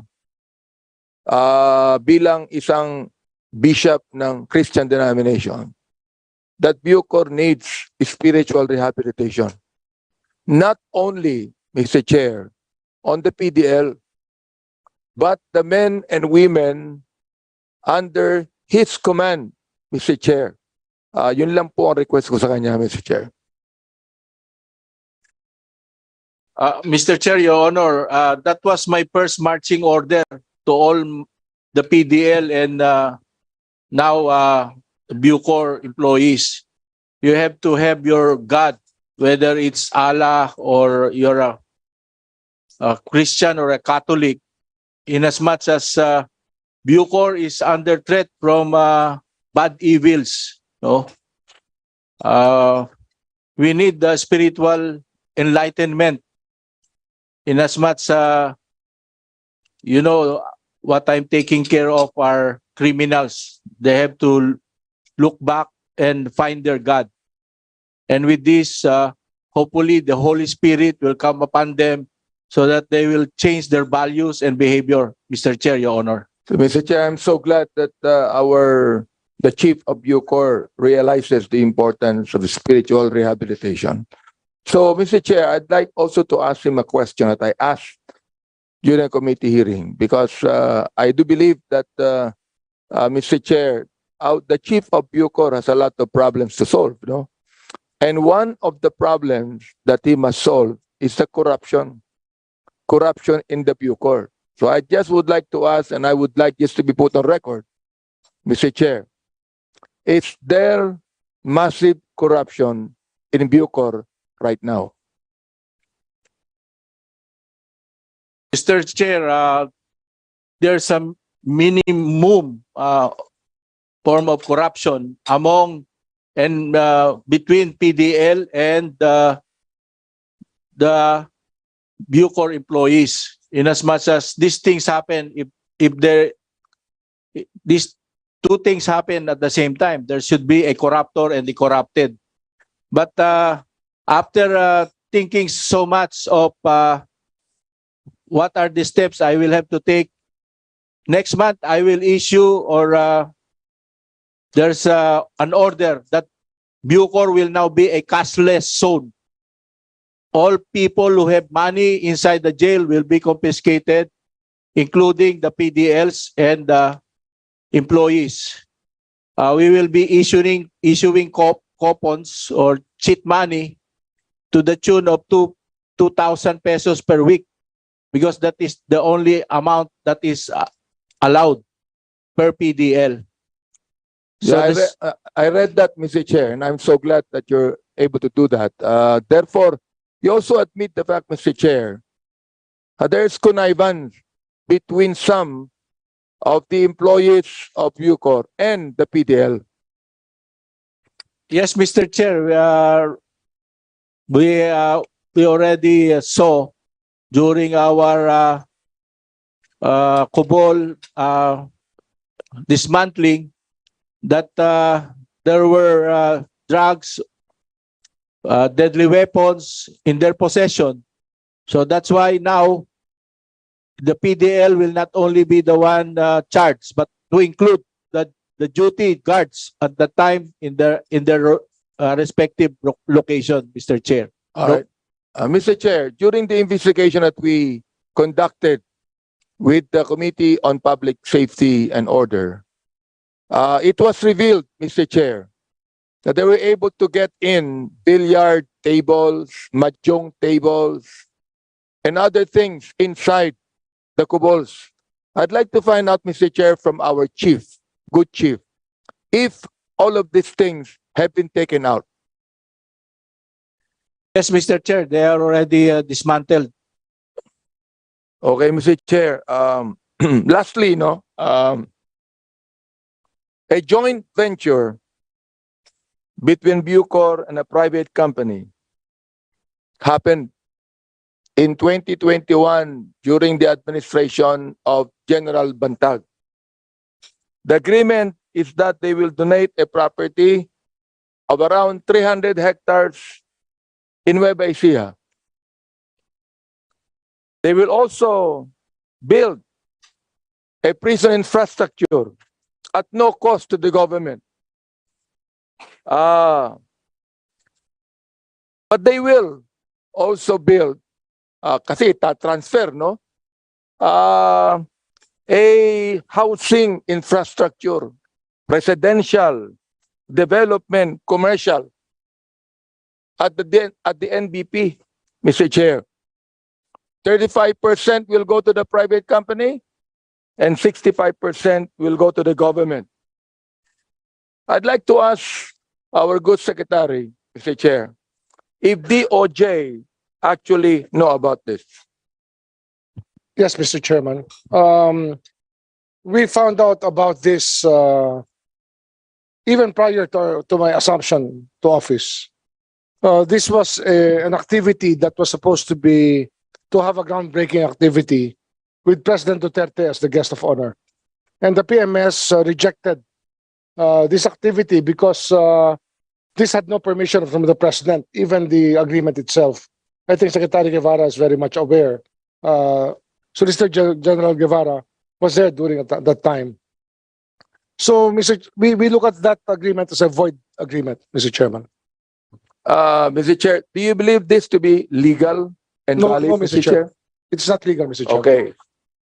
According to my source, I am holding the document between the joint venture agreement of the Bureau of Corrections, a government agency under the Department of Justice, herein represented by its Director General Yusek Gerald Q. Batak, and the Agua Tierra Oro Mina Development Corporation, or ATOM, a domestic corporation duly organized and existing under the laws of the Philippines. So therefore, Mr. Chair, as our good secretary says that it is not legal and valid, I'd like to find out, Mr. Chair, what would be the Department of Justice do about this agreement, Mr. Chair? Before the answer, I would like to remind Vice Chair Benbinedo Abante that his 5 minutes in the first round is over. So the next question will be counted in the second round. Yeah, I'm almost finished, Mr. Chair. Thank you very much. So, Mr. Chairman, that agreement is unenforceable. Mr. Chair, I didn't hear it. The agreement, Mr. Chairman, is unenforceable. They cannot enforce that agreement because it is a void ab initio. It's ultra vires, Mr. Chairman, signed beyond the scope of his powers as Director General of the Bucor. It means, Mr. Chair, this is not actually enforced, not even implemented. It cannot be Little bit. enforced, Mr. Chairman. Well, Mr. Chair, thank you very much for this time. Thank you, Mr. Secretary, for your answers. Thank you, Mr. Chair, for the time you've given to me. Salamat po. thank you, Thank you, Vice Mr. Chair Abante. Next in line for the first round, Representative Divine Yu. Kunin natin yung agreement na yun. Thank you, Mr. Chair. Good morning po, Department of Justice, especially to Secretary. Mr. Chair, about a decade ago, specifically in 2012, there was a 12 billion scam in our province involving emulation through his company, Aman Futures Group. This involves 15,000, approximately 15,000 victims. And no less than the Office of the President gave, I think, 10 million to DOJ, specifically to investigate on the said scam. May I inquire, Mr. Chair, what happened to that case? Kasi po, more than 10 years ago na, may nakasuhan ba? May nakulong ba? With that 12 billion scam, marami hong mga guro, mga police nag-retire, early retirement just to invest on that scam because of the permit issued by then the mayor. So, I would like to inquire from the department kung ano hong resolution on that case. Thank you. Can I ask the Prosecutor General, Malcontento, if he has information on this? Thank you, sir. Your Honor, there are cases that were filed and there were cases which were dismissed, but because of the period of time, we will be allowed to submit, Your Honor, a detailed account of the cases, please. Mr. Chair, that would be okay with me to for the department to submit the detailed report. Thank you very much, Mr. Chair. Thank you very much, Kong Divine Yu.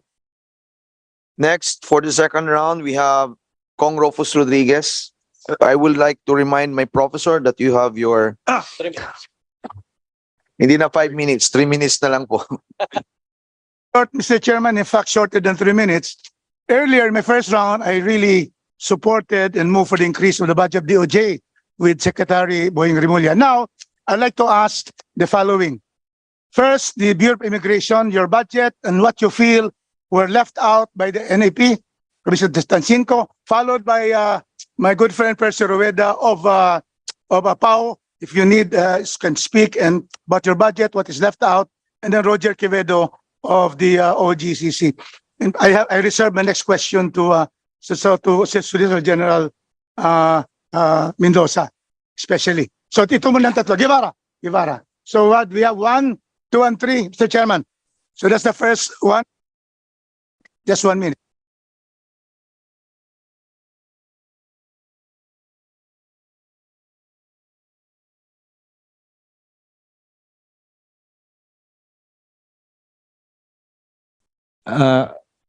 Good noon, Your Honors. We submitted a budget item to the DBM for the post-construction expenses of the new immigration building for about 600 million, but it was not granted by the DBM. We expect, Your Honors, that the Department of Public Works and Highways will turn over the newly constructed building to the BI this December 2023. So we need the amount of about 600 million for the new furnitures, fixtures, and other equipment that will be used in the new building. Thank you, sir. In response, Mr. Chairman, the proper time will move for the approval of the additional 600 million only of the Bureau of Immigration. They deserve to have a new building. The building is very, very old. Spanish time pa. Okay. Let's go now to PAO. Your Honor, since the PAO is now authorized to handle cases of conflict of interest by the Supreme Court, we need additional 1,000 plantilla items of public attorneys because that's an additional burden to PAO that we shall be handling even the case of our opponents in court, especially the indigent ones. So we have bowed to the Supreme Court and express our conformity with Section 22 of CIPRA and also with the guidance of our beloved Secretary of Justice. So we need 1,000 lawyers nationwide and also to complement the Office of the Solicitor General plantilla because we are the worthy opponents of the solicitors in the appellate courts. And also for the labor cases, we are the worthy opponents of corporate lawyers for the dismissed employees. So we need 1,000 plantilla items, Your Honors.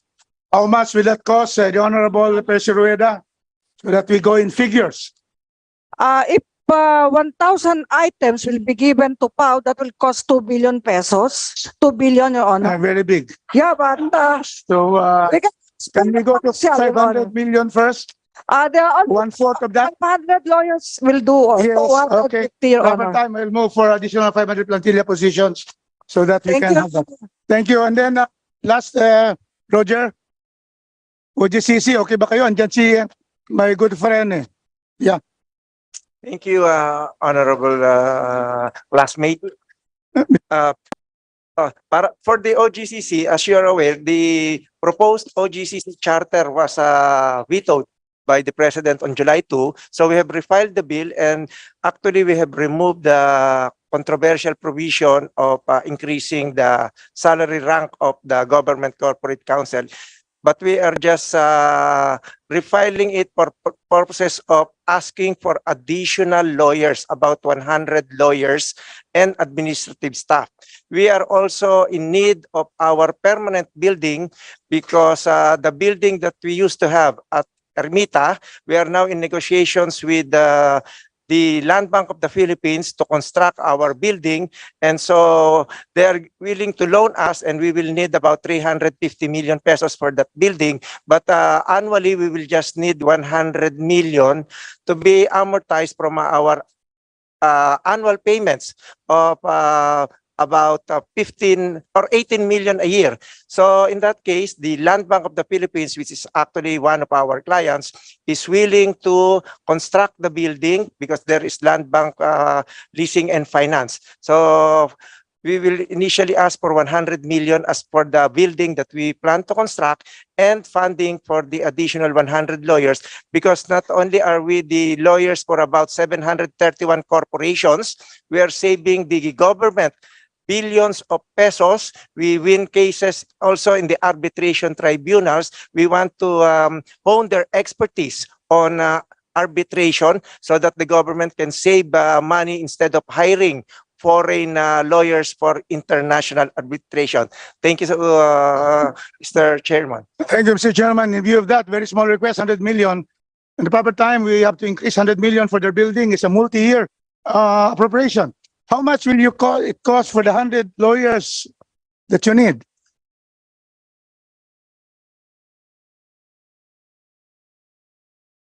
Excuse me, will you please Microphone, please. technical? How much? I believe it will cost less than 50 to 70 million pesos a year. So very small for OGCC. So I will, proper time, will move for the 100 million and the 50 million, Mr. Chairman. Now I go to my last, and that is reserved to the Honorable Secretary, former Secretary, and our OSG Guevara. The Senate and some quarters in the Congress is planning to have a resolution to bring the issue of the West Philippine Sea to the United Nations. And I'd like to posit my view that we cannot win in the United Nations General Assembly because China has so many client states.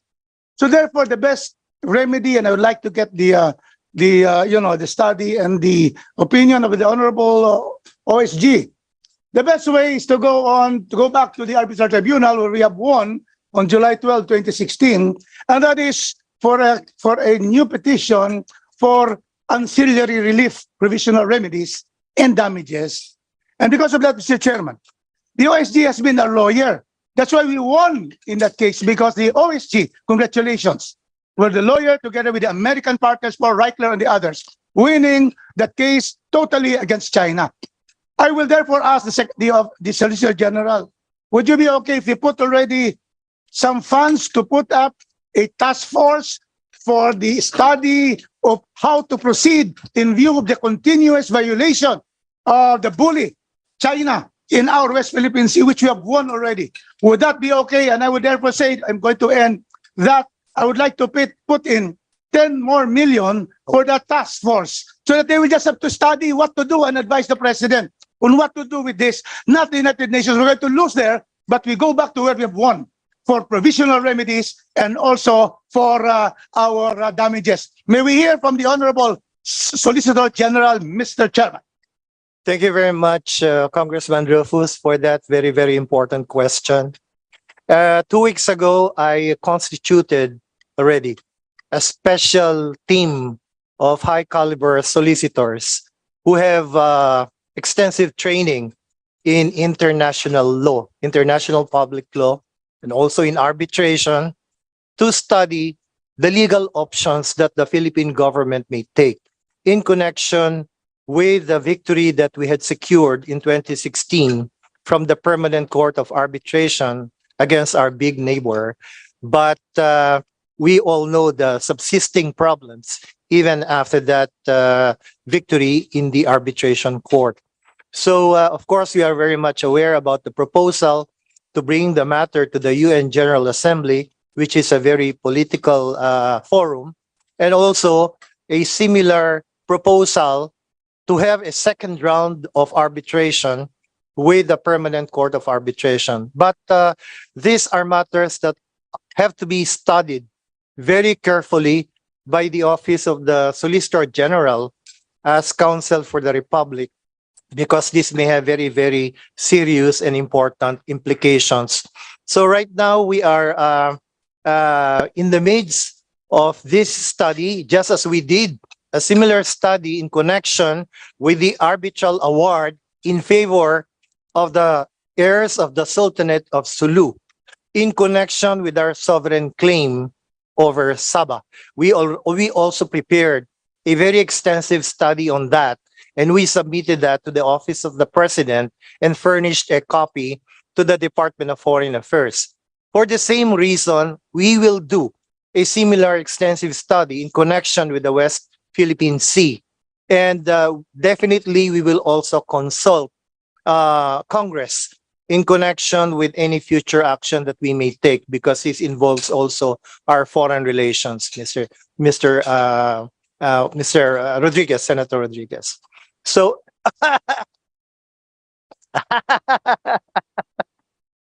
Okay, future nice, future. sorry. If you are minded, Your Honor, to provide us a special funding for this special study, we'll definitely welcome it. Thank you very much. Would 10 million be enough to the special task force? Oh, definitely, Mr. Thank you, Mr. Chairman. Proper time, I will move for the 10 million additional for the special task force. Let us fight it out Thank you, against China Congressman. and go to the proper forum. Thank you, Mr. Chairman. I have to leave. I have another hearing in 1:20. Thank you very much. Thank you, Congressman Rufus. For the second round, we have the minority from the minority bloc, Deputy Minority Leader Franz Castro. Thank you for being Boss.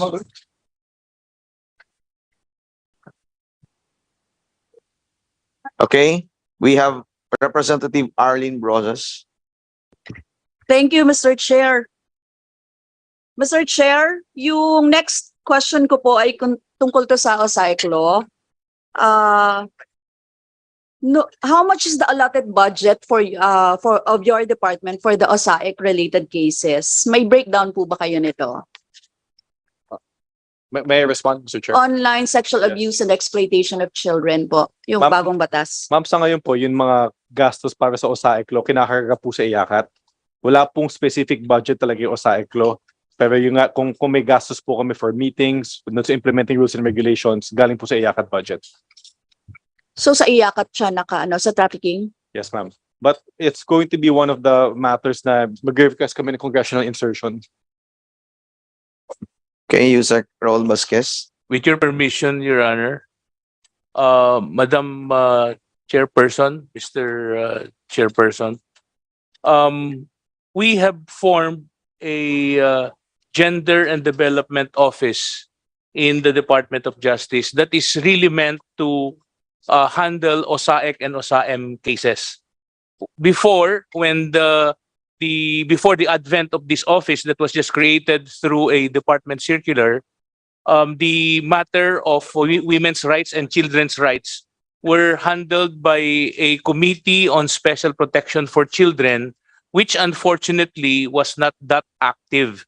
When we came in last July 1, 2022, and discovered that this particular important committee was not that active, we thought of reviving it, making it with greater mandate and including other committees that handles marginalized groups, including women and abused children, in order that it would have to be elevated to the level of IACAT or anti-trafficking. That's the dream, Your Honors, in order for us to have equal focus and equal attention to online child exploitation of children as well as women as well. Thank you. As Mr. Chair, I would like to ask the number of the DC, the department circular. Anong number po yun? Let me just check, Your Honor. And this is composed of different agencies of DOJ. Different committees, including committees on women's rights, children's rights, disabled persons, and other marginalized groups, Your Honor. And Mr. Chair, I would like to have, kung meron po kayong data on OSAIC-related cases being handled now by the DOJ, We can provide you with that information on the because statuses. yes, Sana yes, po, oo. yes. Thank you, Mr. Chair. And in fact, if I may volunteer, there is that suggestion made by the good Secretary Boying Remulla addressed to the Supreme Court relating to incest cases and other sex offenses involving children. And that is because we discovered upon checking the records of the Witness Protection Program that because of the pandemic the previous years, more than 50% of the witnesses that the program is handling consist of victims of incestuous rape. But you have a decrease in the witness protection program, di ba? Nag-decrease yung budget niyo po dyan. That's Binawasan yan, That's Mr. Chair. exactly the problem, Your Honors. And in fact, we may be asking for an additional amount with respect to the witness protection program in order to capacitate it further because of the need for us to handle the greater number of witnesses. But the suggestion made by the good secretary to the Supreme Court was for the creation or the implementation of a circular by the Supreme Court that would make more difficult the recantation of witnesses in respect to child offenses or sexual offenses. And that recantation could also be used in respect to other cases. Thank you, Mr. Chair. Pasubmit na lang po para Yes, we will submit And that. Mr. Chair, on to my next question. Noong 2004 po, napasama sa GAA for that year ang paggawa ng Building 11A ng Bilibid Maximum Security Area. Dito po sa Building 11A, sino po yung mga nakabinbin na PDLs dito? At kailan po ito last na ni-repair yung area na ito? If I'm not mistaken, Your Honor, Mr. Chair, that's the building for Iwahig, or is that in Bucor? Yeah, inside Bucor, ma'am. Yes, kailan po last na na-repair ito? Matagal na po, ma'am, Mr. Chair, Your Honor. Yeah, in as much as may funding kami ang about 1 billion, pero outside Bucor po, Mr. Chair, Your Honor. Mr. Chair, tanong po, wala bang plano ang Bucor ngayon na ayusin ito since may mga PDLs tayo na narito and mostly po, for your information, mga political prisoners po ang narito. And meron po ba sa ngayon? Pwede po, Mr. Chair, Your Honors, yung mga minor repairs. Kasi kung makita nyo po sa bisita ng mga congressman natin tsaka senators, imbis na isang floor lang po yan, in-extend hanggang 3 mesa, 3 layers. Dahil wala talaga pong space. Ang pinakamaganda po talaga is ilabas na sila sa Metro Manila so that we can put up a better place for them. Mr. Chair, Your Honor. Mr. Chair, kasi under Section 4 of the Republic Act number 10575, the Bureau of Corrections Act of 2013, part of the mandate of Bucor is to safekeep national inmates and to ensure they have decent provisions of quarters, food, water, and clothing in compliance with the established United Nations standards. Kaya po ito, sa pagkakaalam ko at pagkita ko ng nakaraang pagdalaw ko, talagang kailangan na po ng repairs, Mr. Chair. So, if hindi pa po malilipat, dahil matatagalan pa yung mga detentions, di ba, na sinasabi ninyo, baka po pwede pong ma-repair ito para kahit papano maging desente, Mr. Chair. Mr. Chair, Your Honor, we will comply with the requirement that they be given more living space and their quarters be repaired or their dormitories be repaired. Thank you, Mr. Chair. Okay na po ako sa commitment na yan. Mr. Chair, yung last question ko na. I have so many questions, Mr. Chair, but sa na siguro sa plenary na. I would like to ask for the details na lang. Mag-submit po ako ng mga kailangan kong documents in preparation for plenary. Pero yung last question ko po is on legal aid organizations. You have a section there. New po ito new entry. What legal organizations are covered? Tapos, what is the purpose for creating this new entity doon sa inyong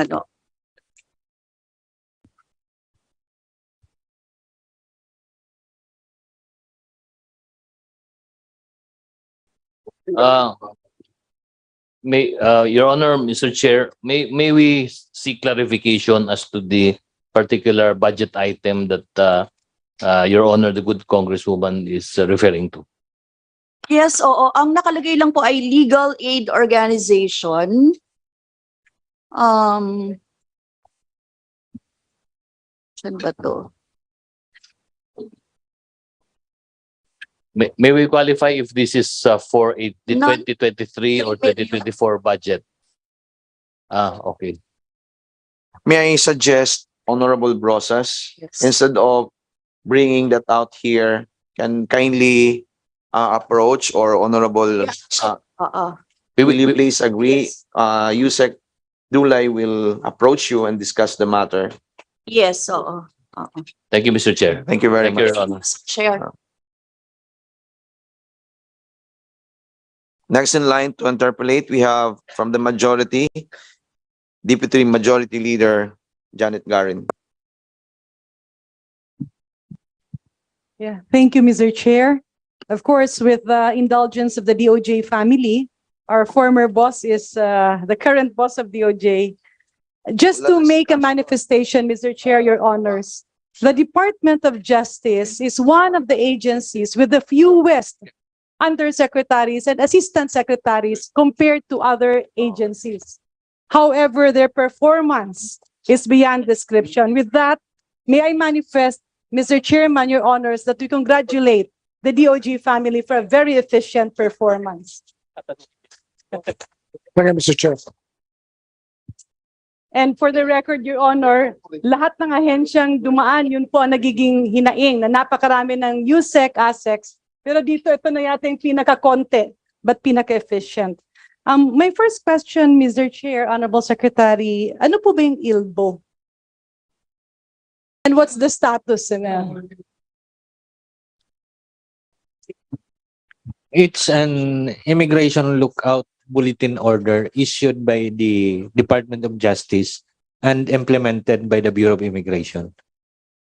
Mr. Chair, Honorable Secretary, ito ba yung order ng former DOJ Secretary Laila De Lima na sinabi naman ng Supreme Court mali o bawal o hindi tama? It's a different type of order. The one declared by the Supreme Court was the watch list order for Filipino nationals. The ILBO was started during the time of Secretary De Lima, and this is issued to Filipino nationals who have pending cases in the courts which are not covered by the whole departure order issued by the regional trial court or those with pending preliminary investigation cases. The authority is lodged with the Secretary of Justice on the issuance of the ILBO, and usually it's only a per guidance by the DOJ. It's a monitoring tool in order that we monitor the movement of persons of interest in some cases. So, Mr. Chair, it was not declared illegal by the Supreme Court. And it stays. Okay. My next question, Mr. Chair, is yung OSAIC that was earlier mentioned. Is there a PAP under the DOJ budget? Because earlier I was hearing the response that you're using other programs to fund this. So, nasa PAP ba siya? Is it within the budget of DOJ so that we will know if there's still a possibility to Wala fund that? May respond, Mr. Chair. Yes, ma'am. For that, the OSAIC law, anti-OSAIC law, created a new agency Yes, ma'am. to handle OSAIC concerns. This is the National Coordinating Center Against OSAIC and CISAM. Under the law, it's part of IACAT, under IACAT, but there's supposed to be a separate plantilla for that and a separate budget. This is one of the things that we'll request for congressional insertion, a specific budget for the NCC OSAIC CISAM. Was this proposed before the DBM, Mr. Chair? Not yet. Not yet, Your Honor. May I respond, Your Honors? Not yet, because the GAD, as I mentioned earlier, the Gender and Development Office that was just newly created, and it was created by way of Department Order 394 recently. This one is in the process of having been convened. We just convened it and included all the committees, relevant committees under the umbrella of the GAD. And we intend, Your Honors, with due respect and your consideration for a congressional insertion to give a separate funding for this. Because truly, as mentioned by Yusek T earlier, we are just piggybacking, so to speak, on OSAEC funding with respect to OSAEC and OSAM cases. Mr. Chair, at the proper time, and also as a Vice Chair of the Committee on Appropriations, allow me to really support the creation of such PAP.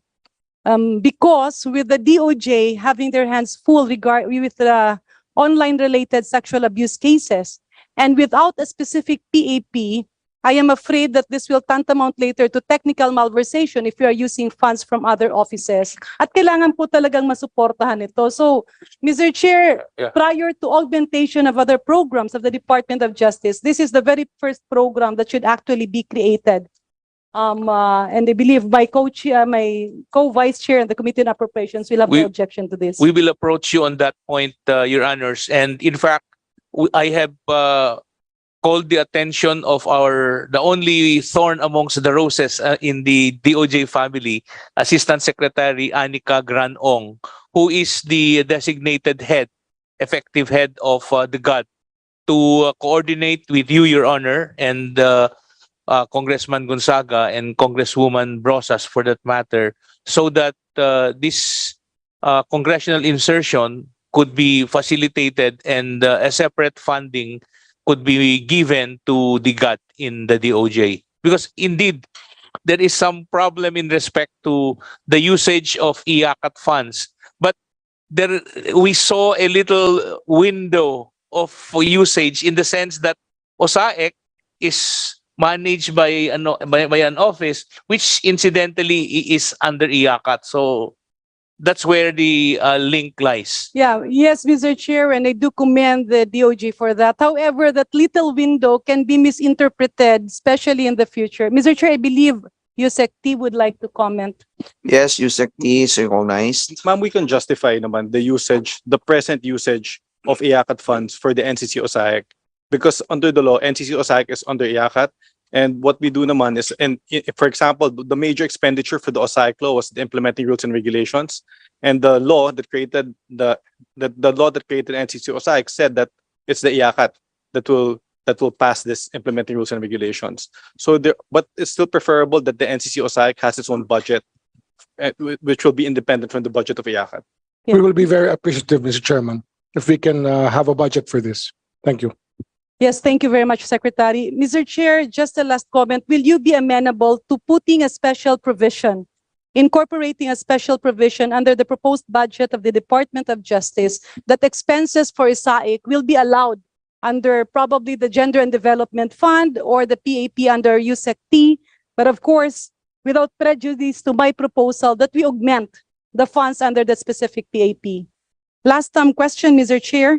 Earlier I heard our future maybe Senator or Justice Presida Acosta that there is a need for 2 billion to augment the need of and that's really very commendable. So I was thinking, Mr. Chair, because if we augment a certain PAP or a certain fund, it actually needs a source. So mahirap po tayong mag-commit na augmentation kung hindi naman natin matumbok kung saan kukunin. And earlier it was mentioned that there's actually confusion because the forensic, the mandate of the forensic office is before NBI and BNP. Maybe if the Honorable DOJ family and the Honorable Secretary will agree, the expenditures for the forensic, let's say for the not qualified forensic self-proclaimed expert or office can instead be realigned to hire more PAO lawyers. Kasi ang dami-dami na po talagang mga nangangailangan ng tulong ng public attorney's office, especially yung hindi makagastos. Last comment and last manifestation, Mr. Chair. Earlier, our good colleague from One Rider mentioned the quota. And I do admire, and I believe in the political will and the wisdom of our Honorable Secretary that this should be stopped. I was, when we were colleagues, I was former DOH secretary only for 1 year. And the first thing that I found out that was an injustice to public health was the quota on cataract operations. Dahil may quota, kaliwat kanan yung katarata. Mr. Secretary, Mr. Chairman, not all cataracts should be operated because it can lead to blindness, infections, and even death. So ano nangyari? Dahil may quota, kaliwat kanan na fraud sa Please PhilHealth, wind ang up. daming namatay, ang daming nabulag, at yan nga ang nangyari, hindi nakatulong sa kalusugan. So Mr. Chair, may I get the commitment of the DOJ family that again, this quota among the PNP will be stopped because again, it is injustice, lalo na dun sa mga nasa laylayan na hindi po at wala pong panggastos. In any way we can stop it, Mr. Chairman, we will. Okay, thank you very much, Honorable Janet Garin. Next in line, we have Deputy Majority Leader Marilyn Fermisia Sagabas. Thank you very much, Mr. Chair, my dear colleagues, to the DOJ family. Magandang hapon po sa ating lahat. Naimbag nga malam tayo amin apo. Well, as to my parochial concerns, thank you very much po. I was able to discuss it a while ago. So I just would like to take this opportunity to state on behalf of the people of the 6th District of Pangasinan, maraming salamat po sa inyo. Mr. Chair, on behalf of the people of my district, we support the budget of the Department of Justice, and we also join the clamor to increase the budget of the Department of Justice. So that's all. Again, maraming salamat po. Ang palakpak po ng aking distrito ay ibibigay ko po para sa inyo. So maraming salamat sa lahat po ng sakripisyo para sa bayan. God bless po. Thank you, Mr. Salamat. Chair. Salamat po. Salamat, Kong Agabas. Next, and hopefully the last, we have Congressman Gueco, please. Yeah, thank you, Mr. Chair. This is addressed to Secretary Jesus Crispin Boying Remulla. Well, gusto ko lang tanungin what happened to our request with regards to the provincial prosecutor of Pangasinan, because as of now nag-retire na yung current prosecutor Abraham Ramos III. So may I know what happened? It's either pending with the promotion selection board of the DOJ or with the office of the president, whichever comes later, Mr. Chairman. But we already acted upon it, Mr. Chairman. So that is within nasa kikwan na siguro. AS Bersamin. Yes, Mr. Chairman, it's already submitted to the office of the president. I believe that it's there already because all the requests that we accommodated have been sent over to the office of the president, Mr. Chairman. Yes, because he was endorsed by members of the governor, who is my son, me, the vice governor, Lambino, and also Estrella, Conrad Estrella. Yes, Mr. Chairman, because the person just retired lately, I think just a month and a half ago, then it takes a little time for this to be taken note of by the office of the president. And sometimes we have a problem also with the office of the president when it comes to the speed by which the appointments are processed. But we submit all of them in the earliest time possible, Mr. Chairman. Okay, thank you, Mr. Secretary.